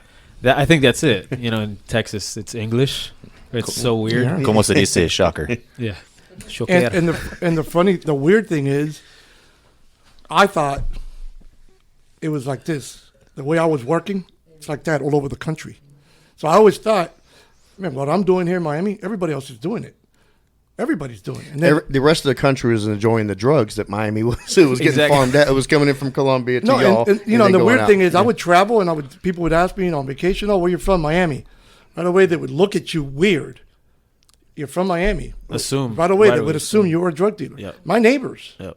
our neighbors, Ceballos, never talked to us. They thought I was a drug dealer. You were good at what you were trying to They put out thought there. Yeah. I was a drug dealer. The They were neighbor great across the people street. too, man. Oh yeah, They're the such neighbor good across the people. street. When Hurricane Andrew hit, and he saw my police car because they took all detectives, and they said, You're going back to uniform, Alpha Bravo, 12 hours a day, 7 days a week, no days off. And he saw my police car. He came over and he said to me, I thought you were a piece of shit. no, he said, man, I'm so glad you're an officer. And I said, yeah, what'd you think I was? He goes, my wife and I would always say, this guy's a drug dealer. He drives a different car every day. He's Tony a drug Soprano. dealer. He's a drug dealer. It's like, no, I'm a police officer, man.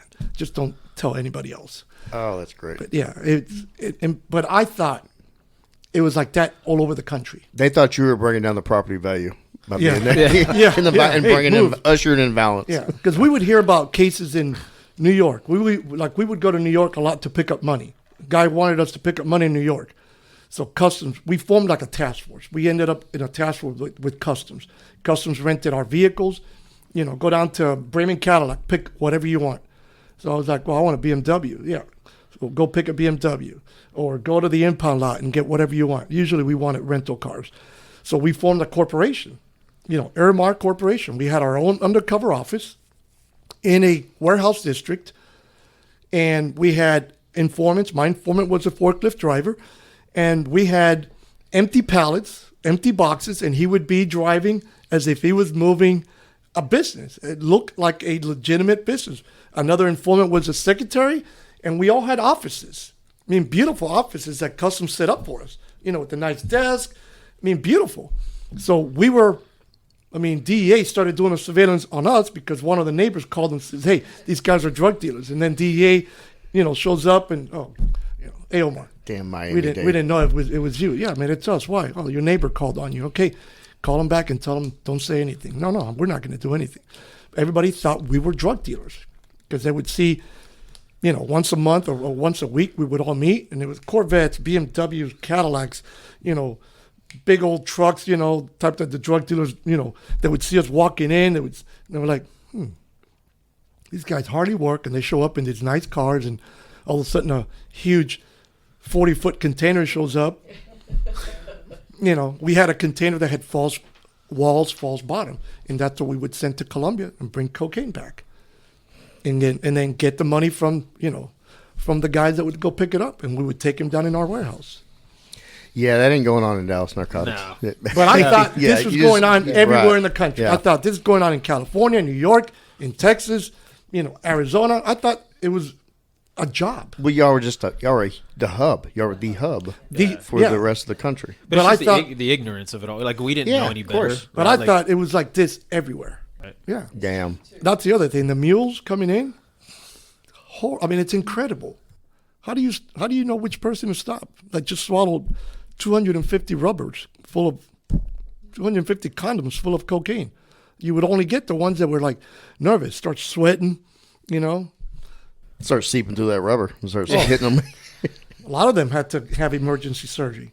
Yeah. Or they would call us in narcotics, hey, we found a guy, so we would respond to the airport, take him to Dade County Jail or the hospital, Jackson Memorial Hospital, to the jail side, and you give him basically a colander. Here, give him some X-Lax, the doctor would give him something to, and you would have to Wait. put a mask on and watch him take a crap in a colander and take all the stuff out. Some of them died. That's not a job we have anymore, Joe. You can. No, Back away. Yeah. Yeah, it wasn't fun, but somebody had to do Yeah. it. Pick the junior guy. Hey, here. When Brian joined the CRT, that's what we had him do. Yeah, that's right. Yeah. And then he went on to. There was no dope involved, though. There was no dope involved. He just did it for practice. So you learned about him going to SWAT. How did that make you feel? Now I know what my parents went through. Okay. Absolutely. So July 7th, I was in my honeymoon in Venice, Italy. And I turned the TV on and I saw the shooting. And I freaked out. Because I know he likes to get into shit. And I said, oh my gosh. And I started, I don't know what time it was here. I know it was maybe afternoon over there. And I was just texting everybody. I was texting him, Gabriel, Omar. I was texting Christina in Miami. Have you heard from them? I was just going crazy. Finally, Omar, I think it was probably 2 a.m. here. I don't know. Finally, Omar responds, Pop, I haven't heard from them. What's going on? So I told him. Finally, I think either Brian or Gabriel responded, no, we're home. I was like, whew. It was like a a sigh of relief. And then, of course, I saw what happened, and I was just, man, this is horrible. What is going on? I'm glad the guy got blown up to smithereens, but it's now I know what I put my parents through. Because when I joined the police department, I never told my dad. My dad would always say, sure, right. I was like, Dad, I joined the police department. Yeah, right. You're scared of the dark. Oh, yeah. When I was 7, I joined the police department. No, Dad, I joined the police department. I was living in a military-controlled state. Yeah. Didn't believe me until I brought home my blue uniforms from the academy. We wore a different uniform in the academy. It was blue. They used to call us blue shit. You're whale shit. Whale shit is blue, and that's what you guys are. That's what they used to call us in the academy. All the training advisors like, yeah, sure. And I brought my uniforms, and we sat at the dinner table, and he looked at my mom, and he's like, did you know your son joined the police department? She's like, he's been telling you for 3 months. He just didn't believe him. Of course, he was very nervous. And then I go to Narcotics. I show up to my house with an earring, a Rolex, and a BMW, and he goes, what's going on? I said, I'm in Narcotics. Of course, he freaked out. And I said, if you ever see me in a bar, please don't walk up to me. Told my brother the same thing. If you ever see me in a bar, don't walk up to me. Lost a bunch of friends. Well, lost a bunch of friends when I joined the police department. Yeah. Because I knew what they were doing. They were probably smoking a little weed on the side, so whatever, Lost a bunch of friends, but hey, gained a bunch of friends in the police department. I loved it. I loved Narcotics. Loved it. That's why I gave up my corporal bars. And I was there till 98. I left in 98 because a certain chief drove up to me. I was walking out. I was working day shift.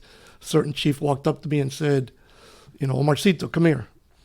And I said, it was division chief. And I said, what's up, boss? He says, you need to leave Narcotics. I said, what's going on? He says, you need to leave Narcotics. Trust me. Thought about it on the way home. I was like, I didn't like that look he gave me. And this chief loved me. He was my major and my lieutenant also when I was in. Sure enough, next day I put in a transfer request. I said, I want to leave. Where do you want to go? Homicide. Talked to the director, Carlos Gonzalez. One day we were having Cuban coffee together. I said, hey boss, I want to go to homicide. He's like, you put in for it? I said, yes, I did. He's like, when's your interview? I said, I'm waiting. He goes, okay, let me make some calls. And then he's like, so my transfer, I needed to leave Narcotics because the chief kept calling me. He's like, just come next door. He was a major. Yeah, he was next door, uniform. He's like, just come to uniform. Mm-hmm. So I left and I went to team police. And I had a sergeant for about a week, and then he left. So they told me, you run team police. So I was in charge of team police, working in Richmond Heights. Loved it. Put my squad out. Basically, it was a PR job. It was a decompression. I was there for about a year. Homicide called, went to homicide, and I loved it. Loved it. So what changed? So back in Narcotics, what changed in Narcotics? So you come back. Did you start just hit the ground ripping and running like it was before you left and went to SWAT? Calling my old informants, hey, I'm back. If you're not working for anybody, I'm back. Making contacts with the state attorney's office. Hey, I'm back in Narcotics. And you tell Narcotics Omar coming when you came back? No, he didn't say that. He didn't say that? No. So when you get back, what year was that? I got back 80. I want to say I was at the airport for about a year. 88. I want to say I was at the airport from like 87 to 88. In March of 92. Yes. You got into an incident.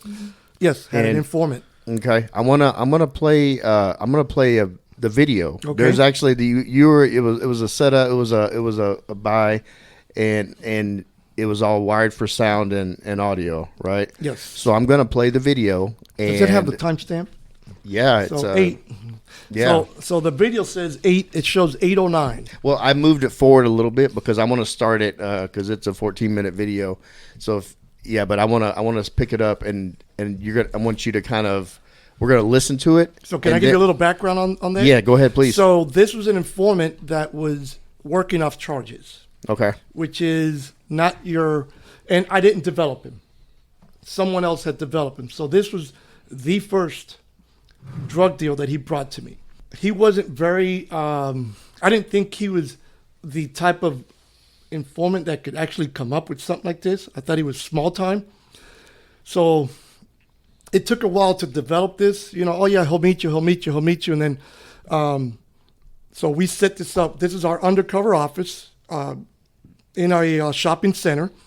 To give you a little background on it, it was fully stocked with alcohol, and the meet was supposed to be at 11 o'clock in the morning.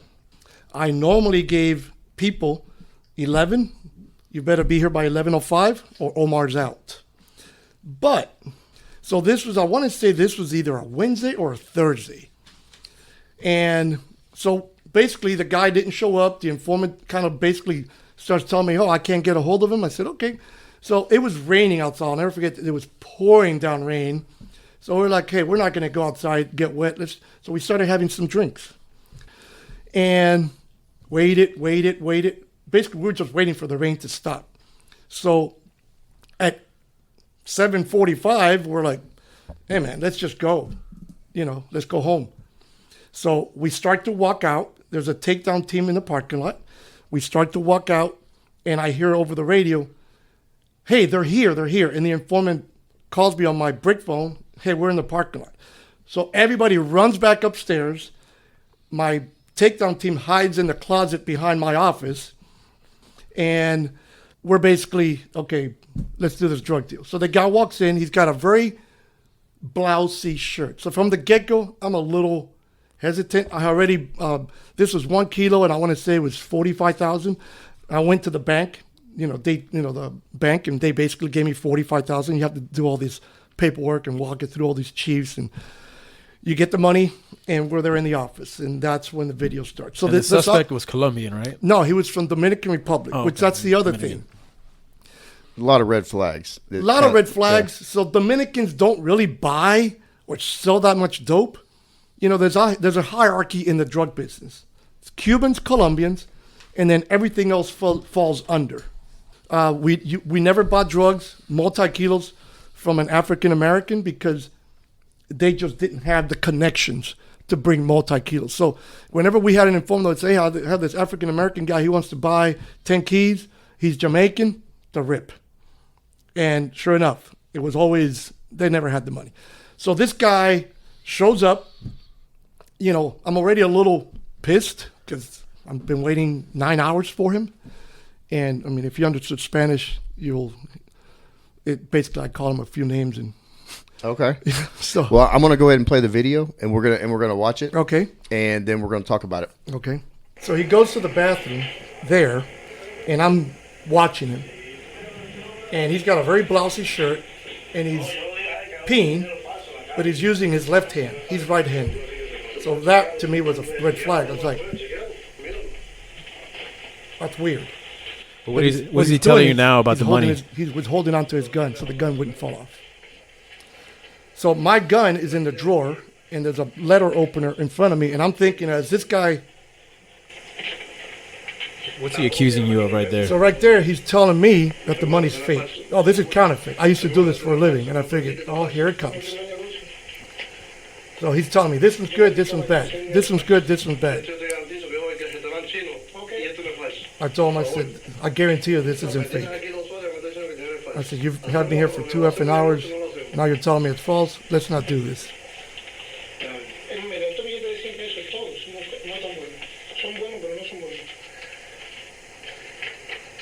So as he's talking, the letter opener is right in front of me. I'm thinking, if he pulls a gun out, I'm just going to stab him in the neck. I'm going to jump and hit him because my gun's in a drawer. I got to open the drawer. He's like, get a machine. I said, I don't have a machine. So as you can see, his right hand, he's always doing this. He's always bringing it down to his waist. So he's moving closer. He wants me to move closer to him. Because I think he's going to grab me, and I'm not falling for it. I'm like, I'm going to kill this guy. I'm going to kill this guy. I'm going to stab him in the neck. I'm going to kill this guy. I told him, I'm not in the business of counterfeit money. I'm in the business of buying drugs. The informant is to my right. I said, do we do this or we not? So there he leaves the office. The informant follows him. He stands at the door, and then I follow him out. I got to open the door for him. I have a key. So that's me at the doorway. And I never step out of the office. He starts to walk down the hallway. So I jump back as he's walking down the hallway, his mistake. So that's Joe Lopez. That was my sergeant. And I have my gun because I had to pull it off. So his mistake was that's the informant there. His mistake was he pulled his gun out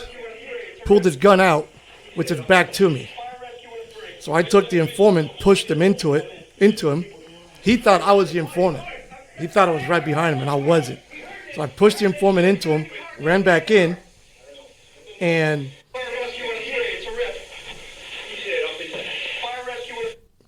so he pulls the gun out with his back to me. That's when I pushed the informant into him. I never even made it out of the office. It was weird because I kind of sensed I gotta let him out.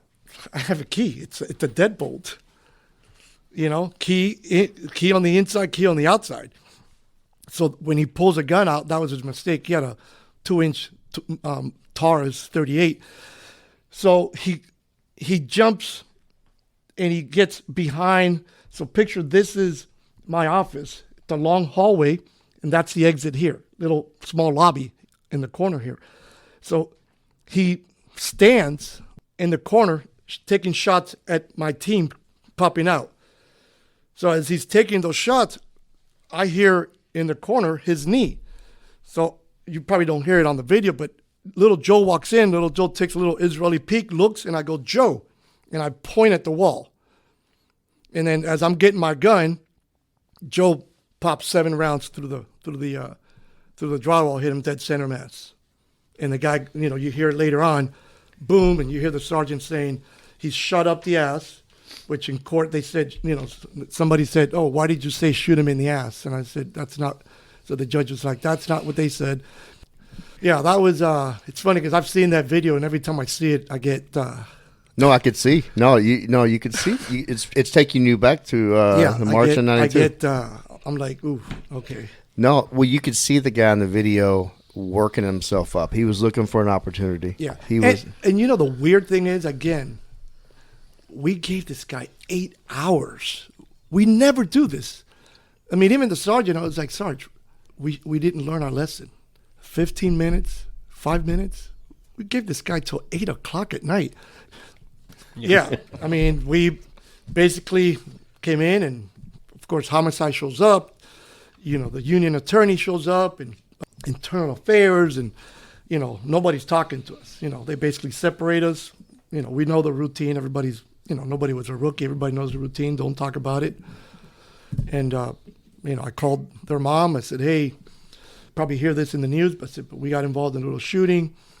Right away, she's like, were you doing the undercover? Yeah, I'm okay. Don't worry. She was 4 or 5 months pregnant at the time. I was like, it's okay. I'll be home whenever they let me go home. I got to go give a statement, I'm sure.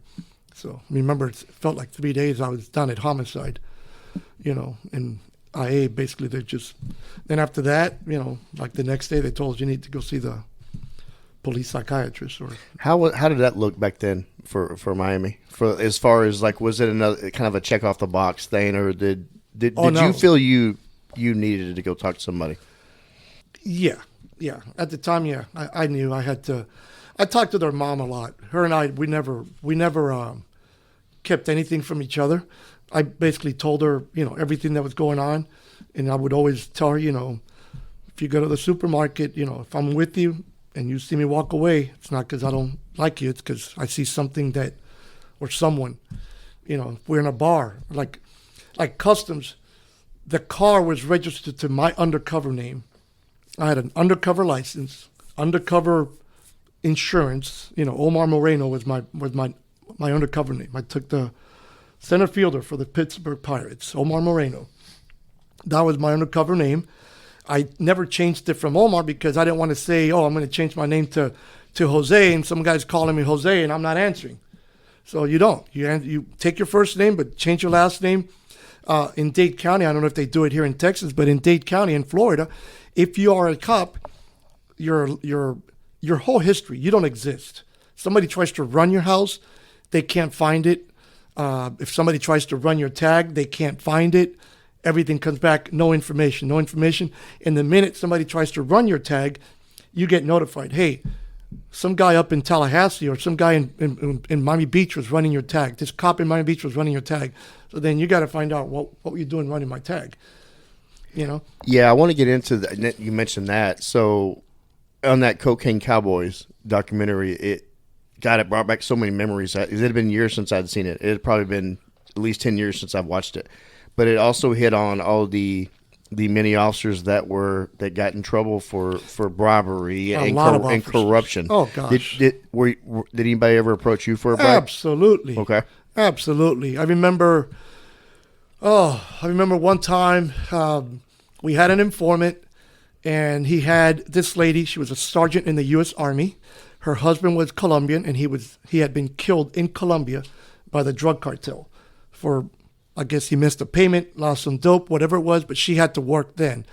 And she was a sergeant in the U.S. Army. And she approached our informant and said, hey, I need to change all these 1s, 5s, and 10s and 20s to 50s and 100s. So he came up to us, and we were like, yeah, we can do that. We never said no. We always said, yeah, we can do that. So, our sergeant's like, how you guys going to do this? And I'm like, hey, you know what? I know someone at a bank. President of a bank. Louis knew the president of the bank. So we drove to the local bank. Hey, can we talk to you, Maria? She's like, yeah, sure, come on in. So we talked to her and we tell her, hey, we need 50s and 100s. We'll bring you 1s, 5s, and 10s. I said, I know it sounds like money laundering, but we're going to launder money for this Colombian lady. How long you want to do this for? I said, about a week. So can you get the Federal Reserve to bring you 50s and 100s? She's like, how much? I said, I don't know. We'll find out. First day, we brought her like 300,000. She's like, oh, crap. So we did this for a week. We didn't go home. I didn't go home for a week because we had 24-hour surveillance on her. So we would take turns, sleeping at the office and then checking, surveilling her. Go home just to, hey, babe, what's up? All the kids, and back out. And finally on Friday, we're like, let's just take her down. We had DEA with us. We're going to charge her with federal money laundering. So DEA, Renee, and I can't remember Renee's last name, but redhead, freckles from Minnesota, spoke perfect Spanish. I mean, perfect Spanish. Beautiful girl. Spoke perfect Spanish. We finally, we do the search warrant. We get the money. She had about, I don't know, $1.2 million in the house, something like that. And I'm talking to her in Spanish. And as we're leaving the apartment, we figure searching, she looks at me and she says, on the way to the office, in Spanish, she says, on the way to the office, if you let me go, you have the keys to my apartment. In between the mattress, there's another $350,000. It's yours. So I looked at Renee and I said, did you understand? And she goes, and she looks at the lady in Spanish and she said in Spanish, absolutely. Lady freaked out. So we charged her also with bribery of a federal agent because I was deputized. So, sure enough, we cut the mattress open, and there was $350,000 in the mattress. So yeah, plenty of times. Another time, my lieutenant and I were working phones, and we see this old Cuban guy, on the payphone, and we're like, hey, he seems kind of old. And I say old. He's probably my age now. I'm 63. He was probably 63 at the time.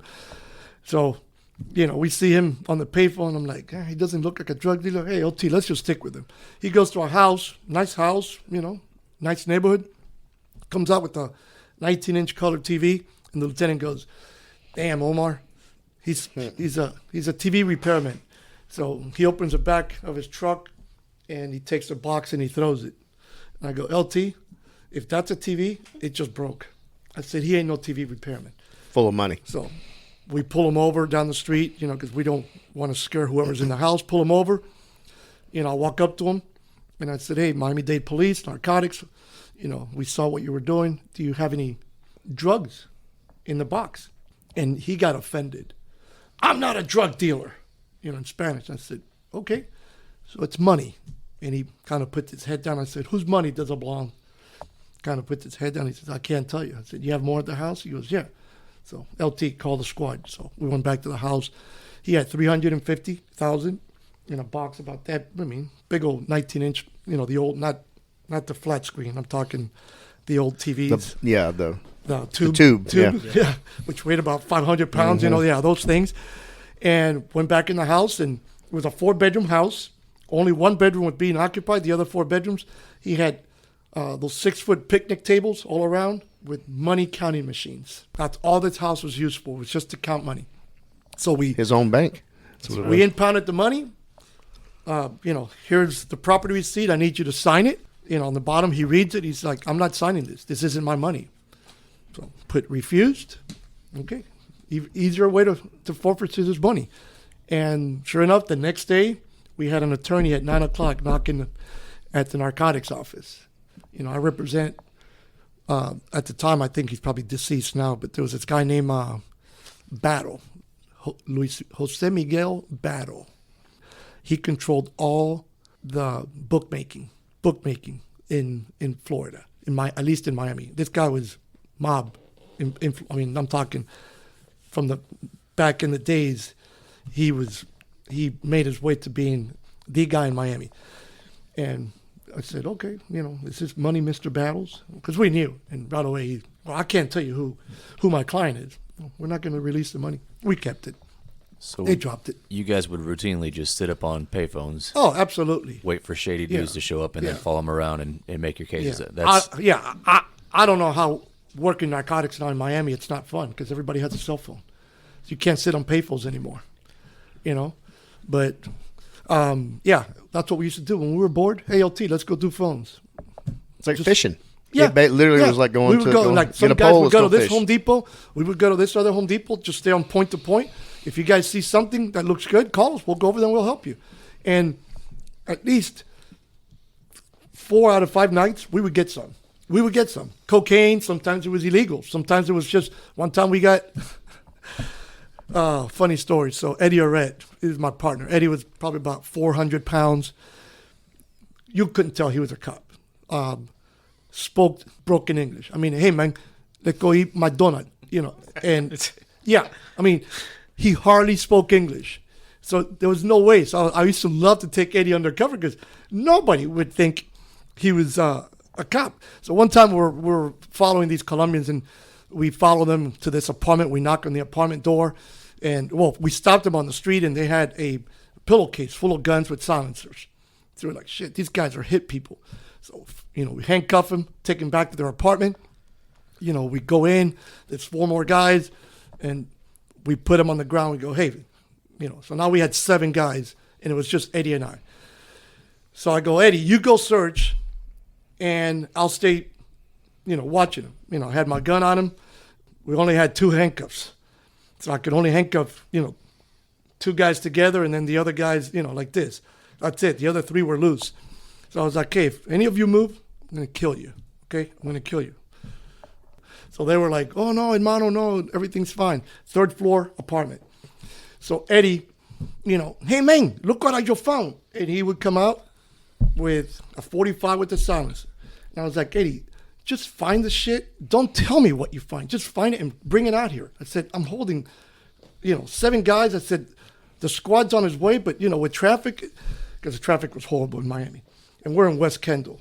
Same thing. Hey, man, look what I found. Hey, man, look what I found. And then Eddie comes out with this 45, beautiful nickel-plated, gold trigger, gold hammer, and it's got a silencer that's probably bigger than the gun. And Eddie takes the gun and he points it at the guys and goes, okay, man, who's going to get it first? And one Colombian guy stood up and jumped out from the 3rd-story building. He wasn't going to get it first. Yeah. And I went, oh, shit. Eddie, what the fuck are you doing? So the guy jumps out. I go to the balcony, and I see him do this beautiful. And he lands almost like a tuck and roll. The guy was like, he must have been a diver back in Colombia. He lands, but when he spreads his leg, huge boulder, and he hits his ankle. And I heard it from up there. And I said, oh, he broke his leg. So I figured I can catch him. So I go, Eddie, stay with these guys. Don't say another word. So I run. We chase the guy. Lieutenant shows up. What the F are you guys doing? Why didn't you call for backup, before you search this and that? We're like, hey, Lieutenant, this just sprung out on us. Yeah, we had fun. It was, to me, narcotics was so much fun. I know it was a job. It was dangerous, but I looked at it as, this is the best, this is the funnest job I've ever had in my life.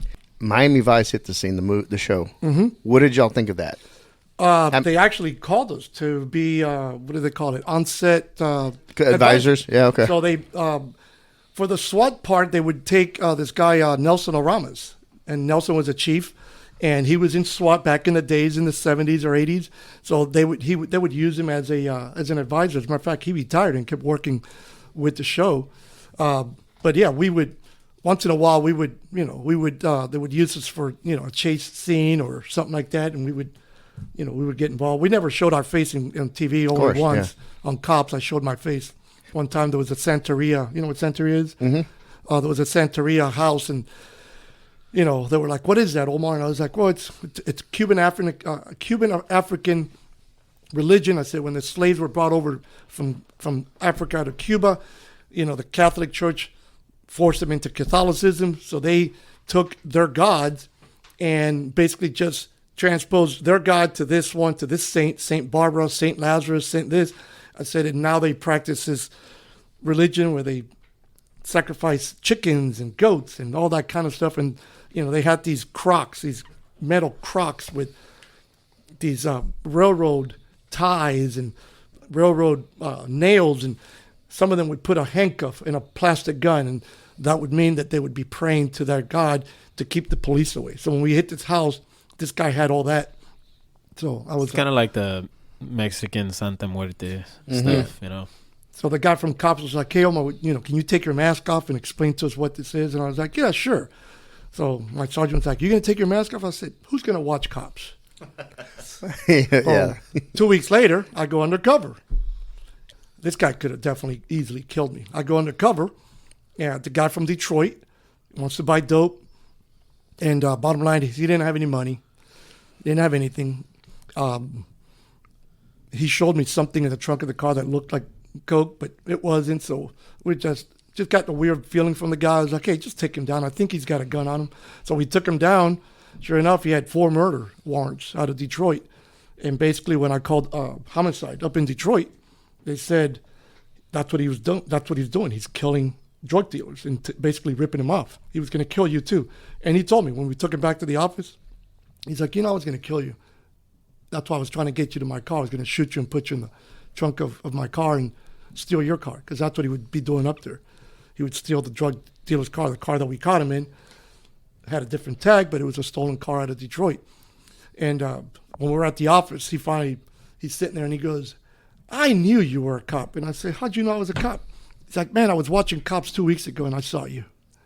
And I thought, "Oh shit," And these guys would call me all the time. "Hey, Pop, you're on TV again." I was like, "Great." Yeah. What are the odds that the drug dealing murderer is watching Cops? I'm going to watch Cops today. Yeah. Hey, It's research. I mean, they probably looking at it as research. Absolutely. To, see tactics and absolutely. Yeah, I could see that. So I'm going to go back to something you touched on. Your boss, your chief, basically was giving you a wink, wink. Look, read through the lines, and there's writing on the wall to get the hell out of the narcotics. Yep. You wanted to go to homicide. Yep. Yes. Why did you want to go to homicide at that point?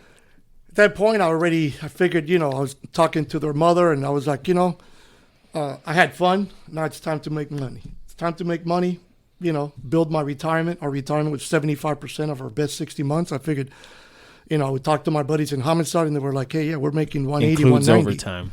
Making $190,000 a year." And I was like, "You're making more than the chief?" Yeah, I was like, "I'm going there." Well, you probably knew a lot of the. I mean, just because I knew most of the murders were drug related. Yeah, I knew a lot of them. A lot of the supervisors that I knew when they were officers were now lieutenants, captains. Like the captain that interviewed me, Captain Russ Fisher, super nice guy. And his only question to me was, he knew that something was going on in narcotics, and his only question to me was, "Do you have any skeletons in your closet?" No. I said, "You can check with IA. My record is clean with IA." I said, "That is one thing that I'm proud to say. I never went to IA as a subject officer.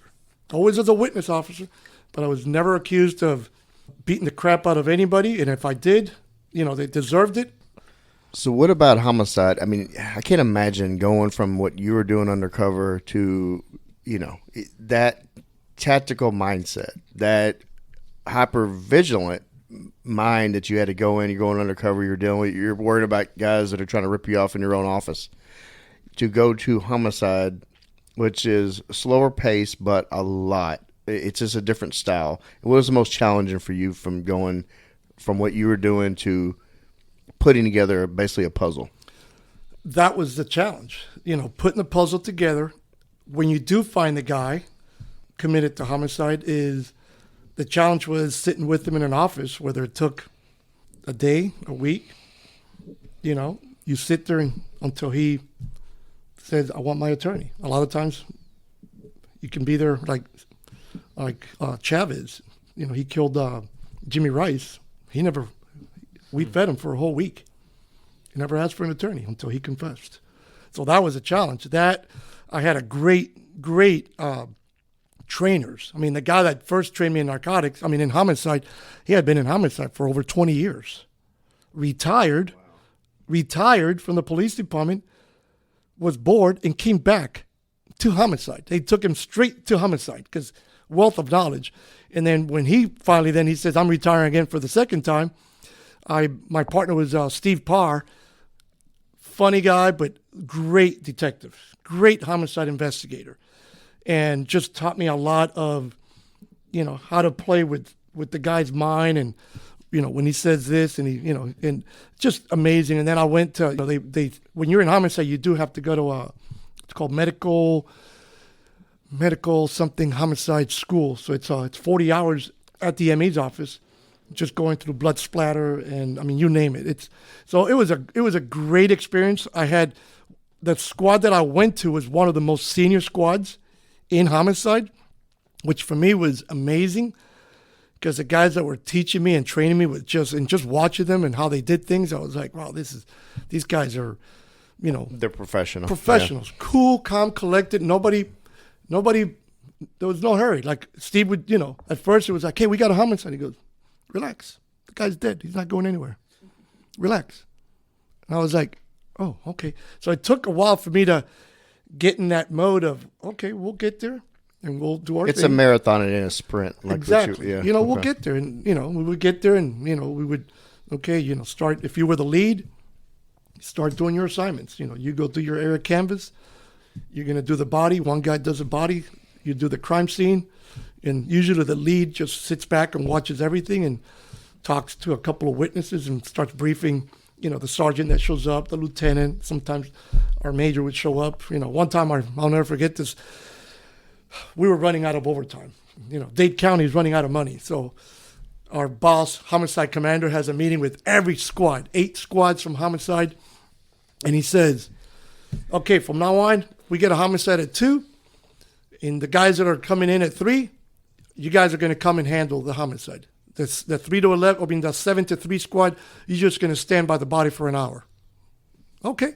So he said that at 7 o'clock in the morning. And by 11 o'clock that morning, there was 4 homicides. He came in, he said, "Forget about what I said at roll call. We got money." Yeah. It magically appeared. Yeah. It was like, okay. And I remember one time the newspaper wrote an article, like an investigative article. Why is it that these guys in homicide are making so much money? And they thought we're stealing money. So, like, they called IA, this one guy, Jim DeFeeti, piece of shit reporter. And have IA follow us. And they, sure enough, we worked every single hour we put in. We worked it.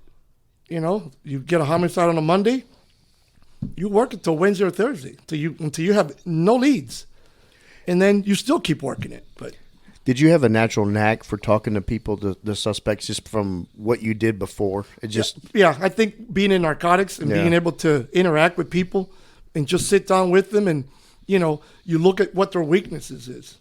A lot of times it was like they would my mom. So you pray on them, man. Your mother's not going to be proud of you. You need to come. We would come up with just, hey, the truth will set you free. Come on, tell us what happened. What did you do? And all the time, man, I got mad at her and I just strangled her and I left her in the room for 3 or 4 hours. I turned the air conditioner really high so she wouldn't stink. I told the kids, that mom has a migraine. Don't bother her. Oh, okay. Simple. Like he told the story like it was, how he killed his wife, and wow. Did y'all have any serial murders that you worked? Okay. Yes. Oh gosh, there was a serial murder. I didn't work that case. I was in narcotics at the time. I was helping them with surveillance. There was a serial murder, and it turned out to be a cop. From your department? No, Okay. from another department. And basically, what he was killing homosexual prostitutes. He was killing prostitutes that were dressed as women, but they were guys. And I want to say he got the electric chair. I want to say his last name was, I think they already got fried, Pardo. Did your department capture him? Oh, yeah. Okay. And Yeah. and that unit you went to? I was in narcotics doing surveillance Yeah. on the prostitutes to see who would pick them up. But the same detectives that were there that worked that? Oh, yeah. They that's knew. awesome. Yeah, they would always Okay. call, hey, we need narcotics to do surveillance. So they would Okay. always call us, and that's how I got to know everybody. The Jimmy Rice case was a big one. Jimmy Rice was a big case. I remember that as a kid. That was huge. Talk about the Jimmy Rice case, if you don't mind. So Jimmy Rice was, young kid. Mom and dad lived in the Redlands, in a ranch, and they had a ranch hand that they hired. Recently came from Cuba during the Mario boat lift. His last name was Chavez. I don't remember his first name, maybe Gustavo or Hugo. And he lived in a trailer. And he would see Jimmy Rice every day get dropped off by the bus, and Jimmy had to take this dirt road to the family ranch. And the trailer was in the front. And one day he just basically kidnapped Jimmy, sexually abused him, and Jimmy was never found. So they called the police. My buddies were the ones that handled that case. They called the police, and I remember hearing and being in narcotics, and just how this guy was the things that he did, and finally he confessed. He was actually in homicide office for a week. Never asked for an attorney. He slept in the interview room with other detectives. He got fed pizza, black beans, rice, whatever he wanted. Everything was videotaped until he gave up where Jimmy was. I think he gave up where Jimmy was at. Didn't he chop him up? Yeah. That was just. It's crazy, man. Yeah. He chopped him up and just buried him. Yeah. Wow. Yeah. And how the case broke was when they did a search warrant in his trailer, they found Jimmy Rice's book bag.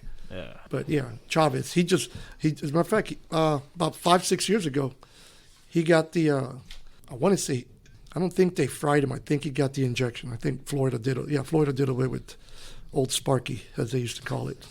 Did you in your career in the public corruptions unit? No, robbery bureau. So the robbery bureau. Okay, so when I was in homicide, I was in homicide Friday afternoon, getting ready to go home from the homicide school, death investigation school at the ME's office, and I get a phone call from my favorite chief.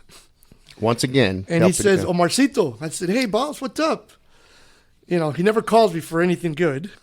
He says, what are you doing? I said, I just left the medical examiner's office, homicide school. He's like, come by my office. I said, okay. I'm figuring, oh, crap, now what?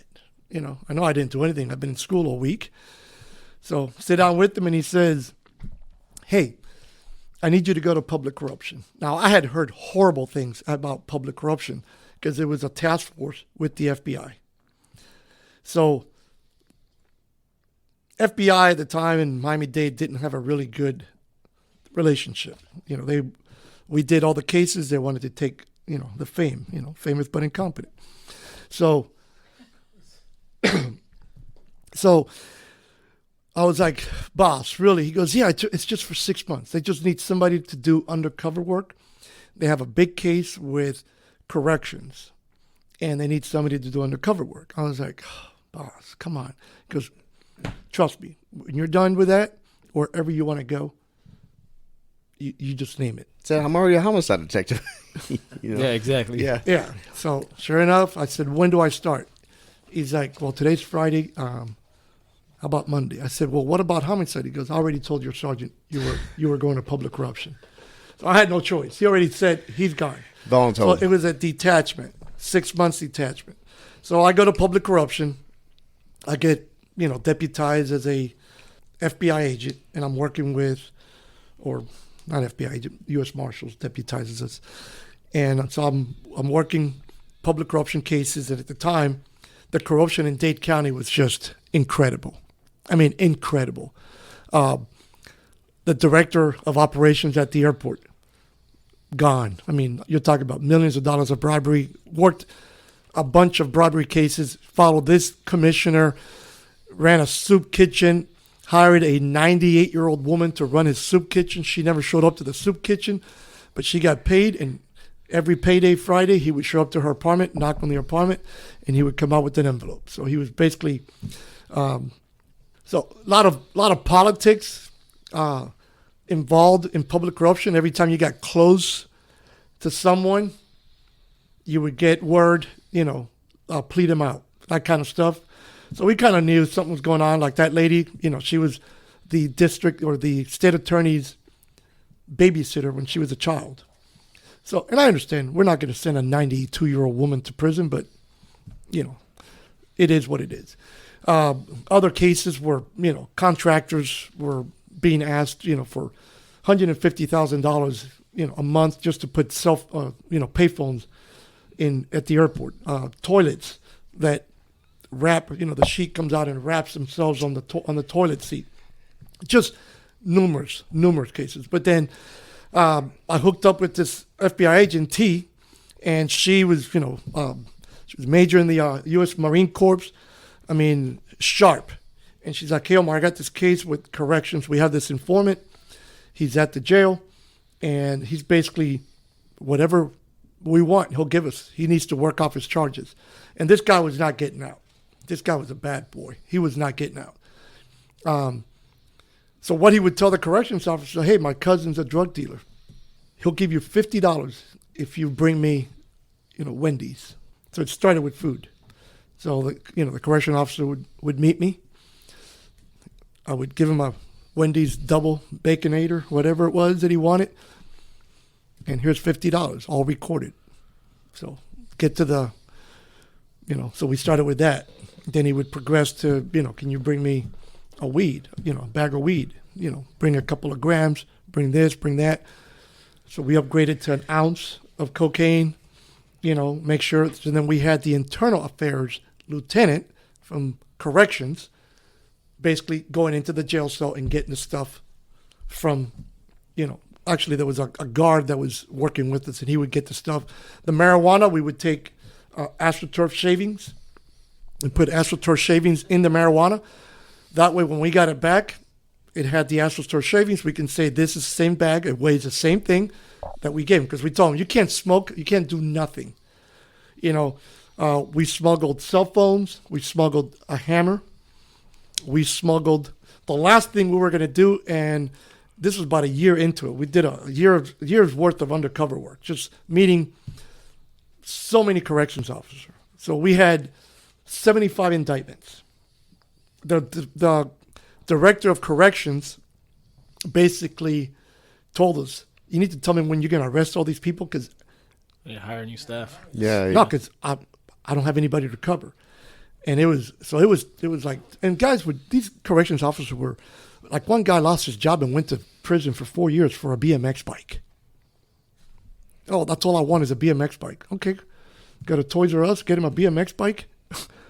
And another guy wanted his car painted, called another informant, "Hey, can you paint this guy's car?" Sure.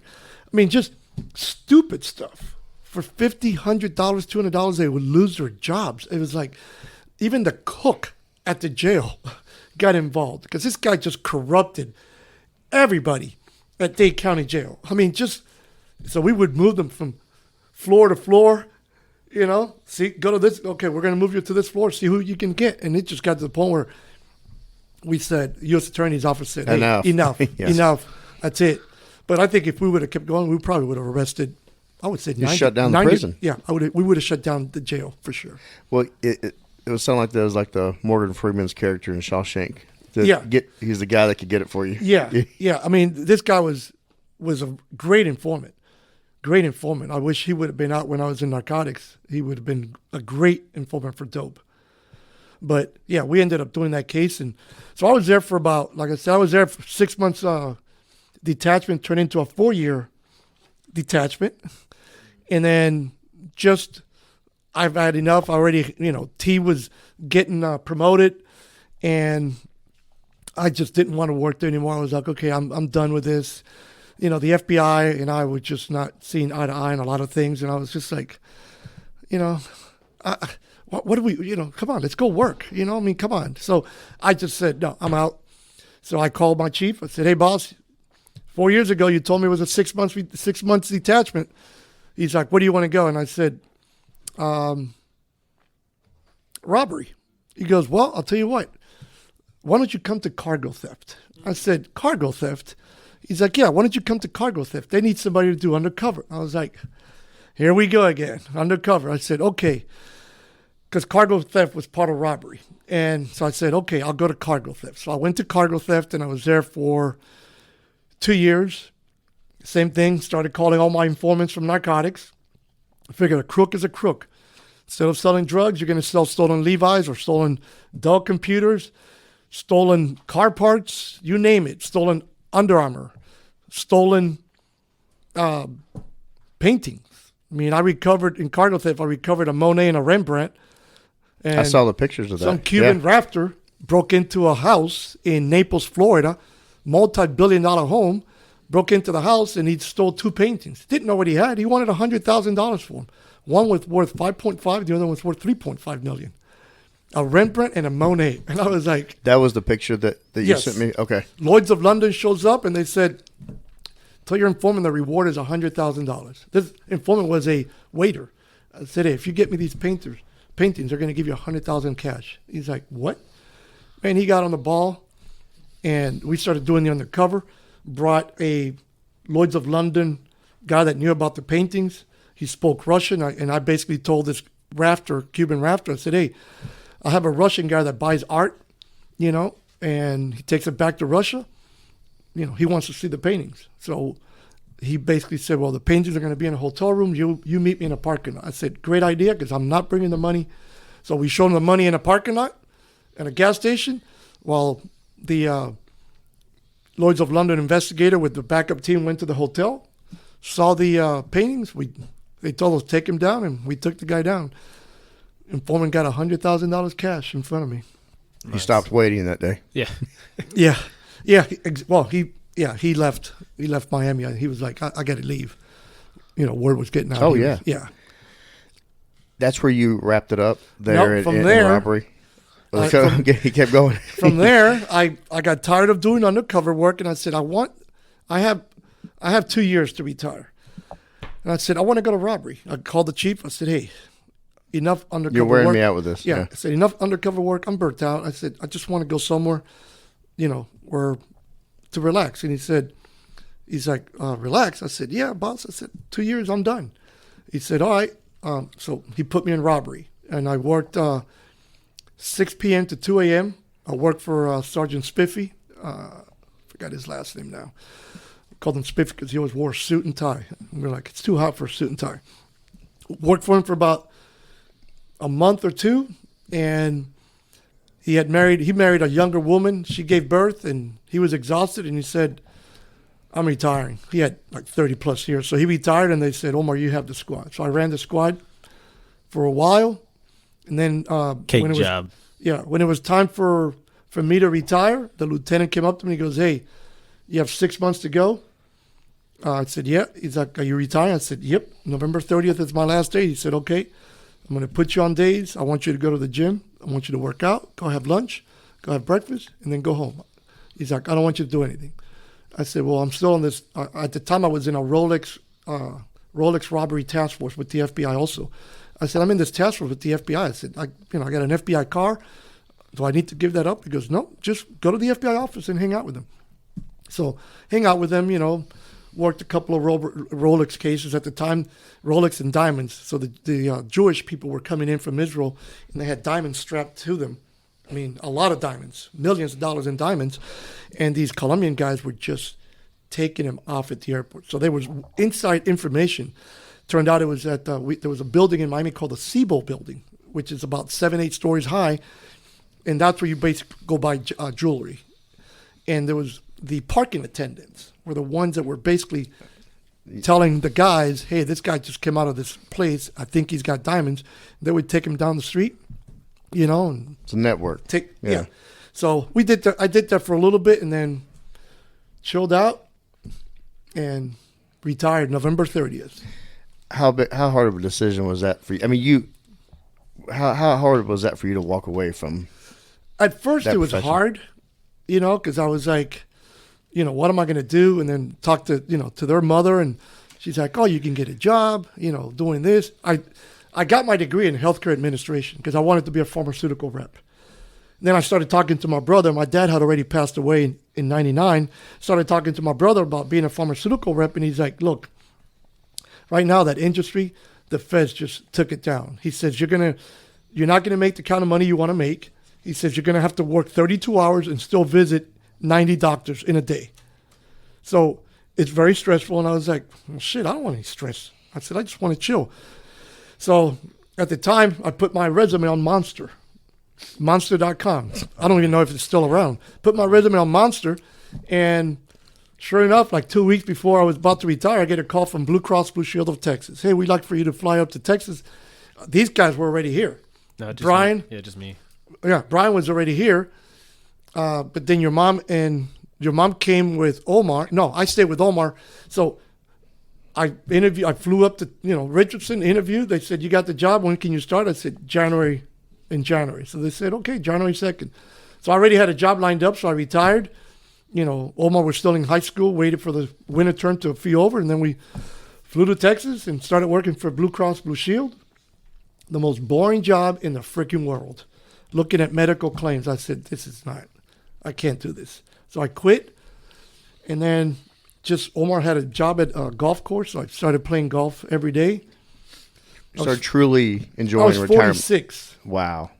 So I was playing golf with these 60 and 70-year-old guys, and one day I said, I'm going to die. I can't do this. I would go home, take a nap. Their mom, she was like, what are you doing? She wasn't used to me being at home. And all of a sudden, I'm at home. She's like, what are you doing? I'm going to take a nap. No. Go somewhere. She couldn't handle me, I was like, okay. So one day I was going to Miami to visit my brother, and I ran into a buddy of mine at the airport who used to work in robbery with me. Actually, he worked RID, and RID is Robbery Intervention Detail. They were all dressed in black BDUs, and they would just go out in plain clothes and look for robbers, people doing robberies. So he offered me a job. He's like, hey, I'm the VP of Corporate Security for Nortel Networks. Oh, that's right. I'm looking for a director for Latin America and for the Caribbean and Latin America. Do you want the job? I said, well, yeah. I mean, tell me about it. He goes, well, pays $135,000 a year. I said, I'll take it. I said, what do I need to do? He goes, travel to Latin America and South America a little bit. I said, well, I can't go to Colombia. I said, I can't go to Colombia. You know why? He goes, no, don't worry about it. We have a guy. You have managers in every country. I just want you to keep tabs on the managers. I said, okay. So I took the job, did that for 2 years, loved it. Then they filed freaking bankruptcy and laid me off. So found another job with Blue Cross Blue Shield a couple of months, like 2 or 3 weeks later. No, about a month later. And I thought it was going to be an investigation. Same thing. It was, no, not Blue Cross, City Mortgage, doing mortgage fraud investigation. That was fun, but it was just boring because it was like, I'm looking at, this is 2009, 2009, and I'm looking at mortgages from 2000. I said, these people don't even live in this house anymore. Oh, yeah, but do the investigation and do what's it called? The incident report that the feds get. And I'm like, the feds are not going to go after these people, but you still have to do it. So a friend of mine asked, one day came up to me and she's like, hey, Frito-Lay is hiring security. Why don't you put in for it? I think you'll like that job. So I was like, came home, talked to their mom. She's like, yeah, put in for it. So I put in for it, and I got the job. And I love it. First, it was Frito-Lay security, so I just went to Frito-Lay sites, did training. At the time, it was all the employees were being robbed. So it was robbery awareness training. So we would just tell them, be aware of your surroundings, don't be on your cell phone, just little PowerPoint presentation that we would put. And then as we evolved, in 2016, we merged with Pepsi directors. And now we do everything. I do Pepsi, Quaker, no more Tropicana. We sold Tropicana, but do Pepsi, Frito-Lay, and Quaker. So I'm a security director for Pepsi now, and I get to travel. At first, it was a lot of travel. Now it's like, I pick and choose. After COVID was the best thing that happened to me, or for my life, in my life, because, got to chill out at home for a little bit. And now I get to travel when I want to travel, when I do the presentations. So that's what I do. I have 9 states that I'm responsible for, and go out. Now what I do is basically active shooter. That's what everybody's doing now. Yeah. Active shooter training. I may be hitting you up for a job when I walk away from here. Yeah, no kidding, right? Yeah. Yeah.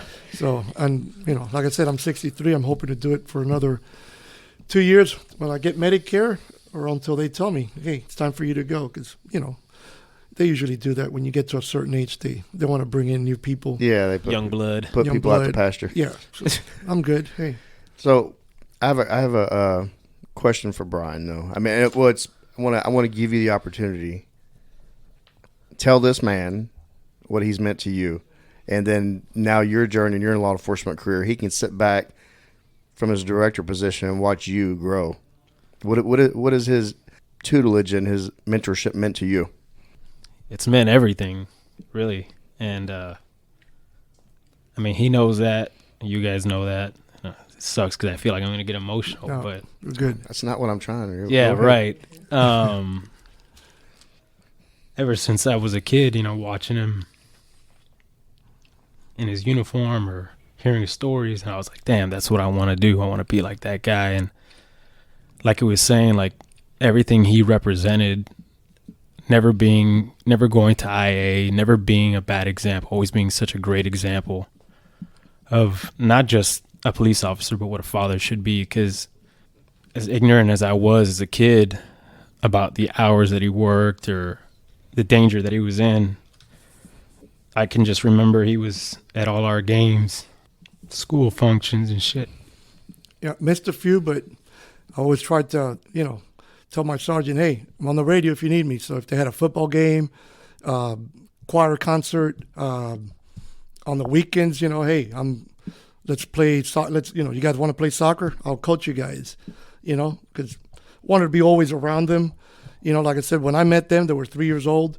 Their dad was in and out of their life. And, I figured, I got to be a father. All of a sudden, I was immediate family when I met their mom. So, I thought I got to be a good role model for them, for my daughter, for everybody. That's just how my father taught me to be. And then, they started working in loss prevention. And I always thought, they're going to go into law enforcement. Of course. They're going to go into law enforcement. They're going to go into law enforcement. And then we moved to Texas, and remember him. He comes home and he's like, I applied for I think, what was it, McKinney, Dallas, I forgot who else you applied. Allen. And I was like, oh, gosh. Now my heart, I'm thinking, and I pray every day that nothing, I remember when they first got out of the academy, I was like, hey, can I ride with you? So, and it's funny because I tell people having twins is a blessing. I think it's a blessing because they're identical twins, but they're so different. So different. And I remember riding with Brian first, and this guy reminds me so much of me when I was his age. And that's what scared me. I was like, man, I got lucky. I did some crazy shit, and now he's doing the same thing. Different era, less respect. So I rode with him, and it was, I remember chasing dope with him. And then I rode with Gabriel, and Gabriel had a completely different mindset. Gabriel's out there looking for, hey, this guy's a burglar. Yeah, so at first, I don't worry as much now because they're supervisors. I kind of do worry for him. I mean, Gabriel's, administrative. Him, I was like, today I said, are you working? He goes, yeah. I'm like, in shorts? What are you doing? It's hot outside. So he's like, oh, this and hot. that. And I'm like, oh, great. He's on the streets again. Oh, my gosh, So, yeah, you do worry. I do worry. But at the same time, I know that, I believe in God. And I believe that God, God protected me. That shooting, I could have been dead so many times. And I think about it and I go, man, you know what? That could have gone really bad.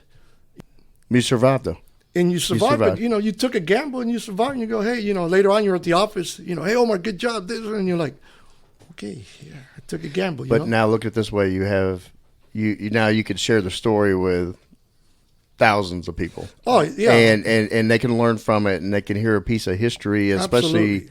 a major part of our country's history when it comes to a drug war. Absolutely. The drug war. Yeah. Oh, yeah. And Yeah, if I would have stayed in Miami, I think I would have requested to work at the training bureau and just train, because I used to do that. I used to go and do the narcotics, the narcotics section for the rookies, not the rookies, for the recruits. with the lifetime in the roller coaster of all the adrenaline rushes, growing up in Fidel Castro's Cuba, to moving to Spain, to moving to Miami, to going into Miami-Dade Police and being undercover during one of the most violent times in our country's history with a drug war, working corruption, now having two sons in law enforcement and thriving on this department. What would you tell Brian and Gabe of explain how proud you are of them? Oh, gosh. I mean, they know. I mean, I'm so proud of them. I talk about them all the time. All the time. All the time. People that know me that, hey, the first thing they ask is, how are the twins? Because these guys have always been the life of the party. We used to take them places, and they were always the life of the party. How are the twins? They're doing great. Gabriel's a lieutenant, Brian's a sergeant, and they're doing great. Really proud of them. Oh, wow. Even, our friends in Miami, when I go back, friends that I've met here, people always like, Omar, you have any kids? Absolutely, man. My kids are, they're cops in Dallas. Oh, wow. Aren't you afraid? I used to be, but now I don't. I have faith that, they can take care of themselves. They know what they got themselves into. They got a great level head. I mean, they've done more. I never got promoted because I never wanted to lose my Saturdays and Sundays off. I loved my Saturdays and Sundays off. I used to, their mom and I used to go partying every Saturday. I still do. My current wife and I, we go party every Saturday. Every Saturday we go country dancing. And her kids can't believe it. They're like, you guys don't stop. No, why?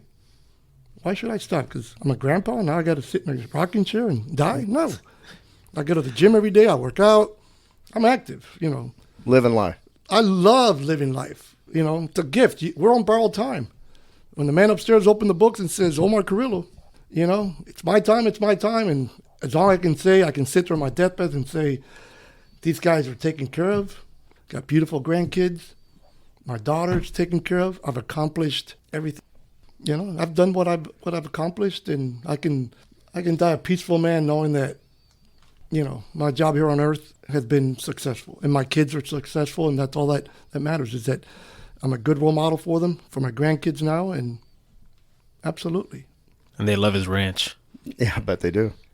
Well, both boys have said very great things about you. So coming in, the expectations were pretty high, but you've exceeded them. I mean, just listen to the way you were brought up and the things you've done throughout your life is pretty inspiring. So thank you for thank you for your having life me. of service. Thank you for having me. This has been excellent. Like I said, watching that little video kind of Get your blood going. Get me you got my blood flowing. I'm excited to get this episode out. And just I want everybody to hear this story and take everybody back to the 80s and 90s and live it again. It was fun. And if you can watch more of those Cocaine Cowboys, there's another one called with Willie Falcone and Sal Magluta. Mm-hmm. Those are called the Los Muchachos. That's what they used to call them, the boys. That was another interesting case where the informant turned out to be one of their good high school friends, and we had to sit and protect her for the trial, how they corrupted the jurors, and I was in public corruption at the time, and we arrested several jurors. I mean, it was amazing. I was like, wow, I can't believe that, and then I'd see that on TV, and like my wife and I, we sit, and she's like, you know that guy? I said, yeah, that's Weechie. That was my informant. He got away with murder. He was actually Griselda Blanco's hitman, and he was supposed to get the electric chair, and the only reason why he didn't get it is because he corrupted the district attorney's office secretary with phone sex. Wow. Every call that you make out of the jail is recorded, and he would tell her what to do, and she would sit there on the phone telling him what she was going to do to him and stuff like that. Her husband was a captain with the City of Miami Internal Affairs, and his attorney showed up one day and said, my client wants to plead to life in prison instead of the electric chair. This is what he's got. And the district attorney went, oh, shit. So now he's going to die. He's probably dead already. Actually not. When they filmed that show, he was still Well, I know it's on my list now to watch. Oh, you got to watch those. Yeah, I'll watch it. You got to watch those, those shows, when Kiki Camarena was shot, in Mexico. I mean, I remember working with DA, and those DA agents were and they were so pissed at the Mexican government, and I was like, and then I got pissed, and I was like, I'll never go to Mexico, screw them, and I never did. I mean, never went to Mexico until 2016 when I met my wife. Never went to Mexico, but yeah, it's just great shows. If you can watch those, the one with the muchachos, they have a race boat company, and that's how they used to import their drugs. They would send 10 boats on a regatta from Miami to Key West. 6 boats would veer off, meet the mother boat, bring in, 500. It's on 600 Netflix. keys. It's the Kings of Miami. Yeah, I saw it, and now it's gonna be on my Oh list. my gosh, you got to watch it. Thank you for being here. Oh, thank you, Brian. for having me. You're always welcome. This is your 3rd episode being on. 3rd, yeah. All right. Well, too bad Gabe couldn't be here. Yeah. But You got the cooler one. oh, instead. absolutely. This has been on all the time. Who was cool? Who was not? Oh cool. yeah, that's He always knows, going to be. he knows. Yeah. He knows. Oh, I got some funny stories, man. Hey brother, hey sister, I'll never give up on you. Hey Mrs., hey mister, I'll see this all the way through. No matter how far the sun and the moon, I'll never give up on you.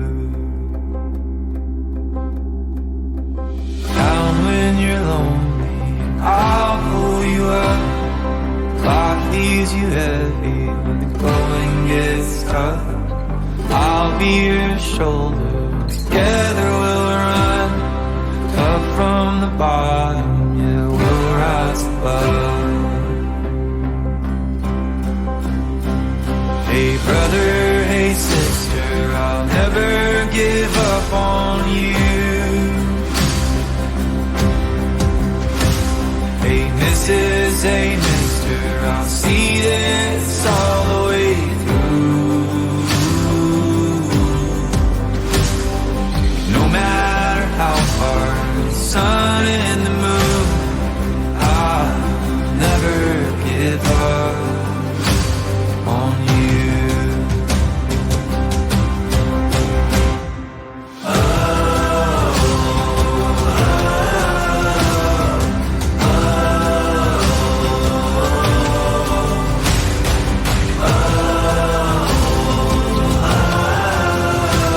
I'll never give up on you. Hey brother, hey sister, I'll never give up on you. Hey Mrs., hey mister, I'll see this all the way through. No matter how far, for the gold and the blue, I'll never give up on you.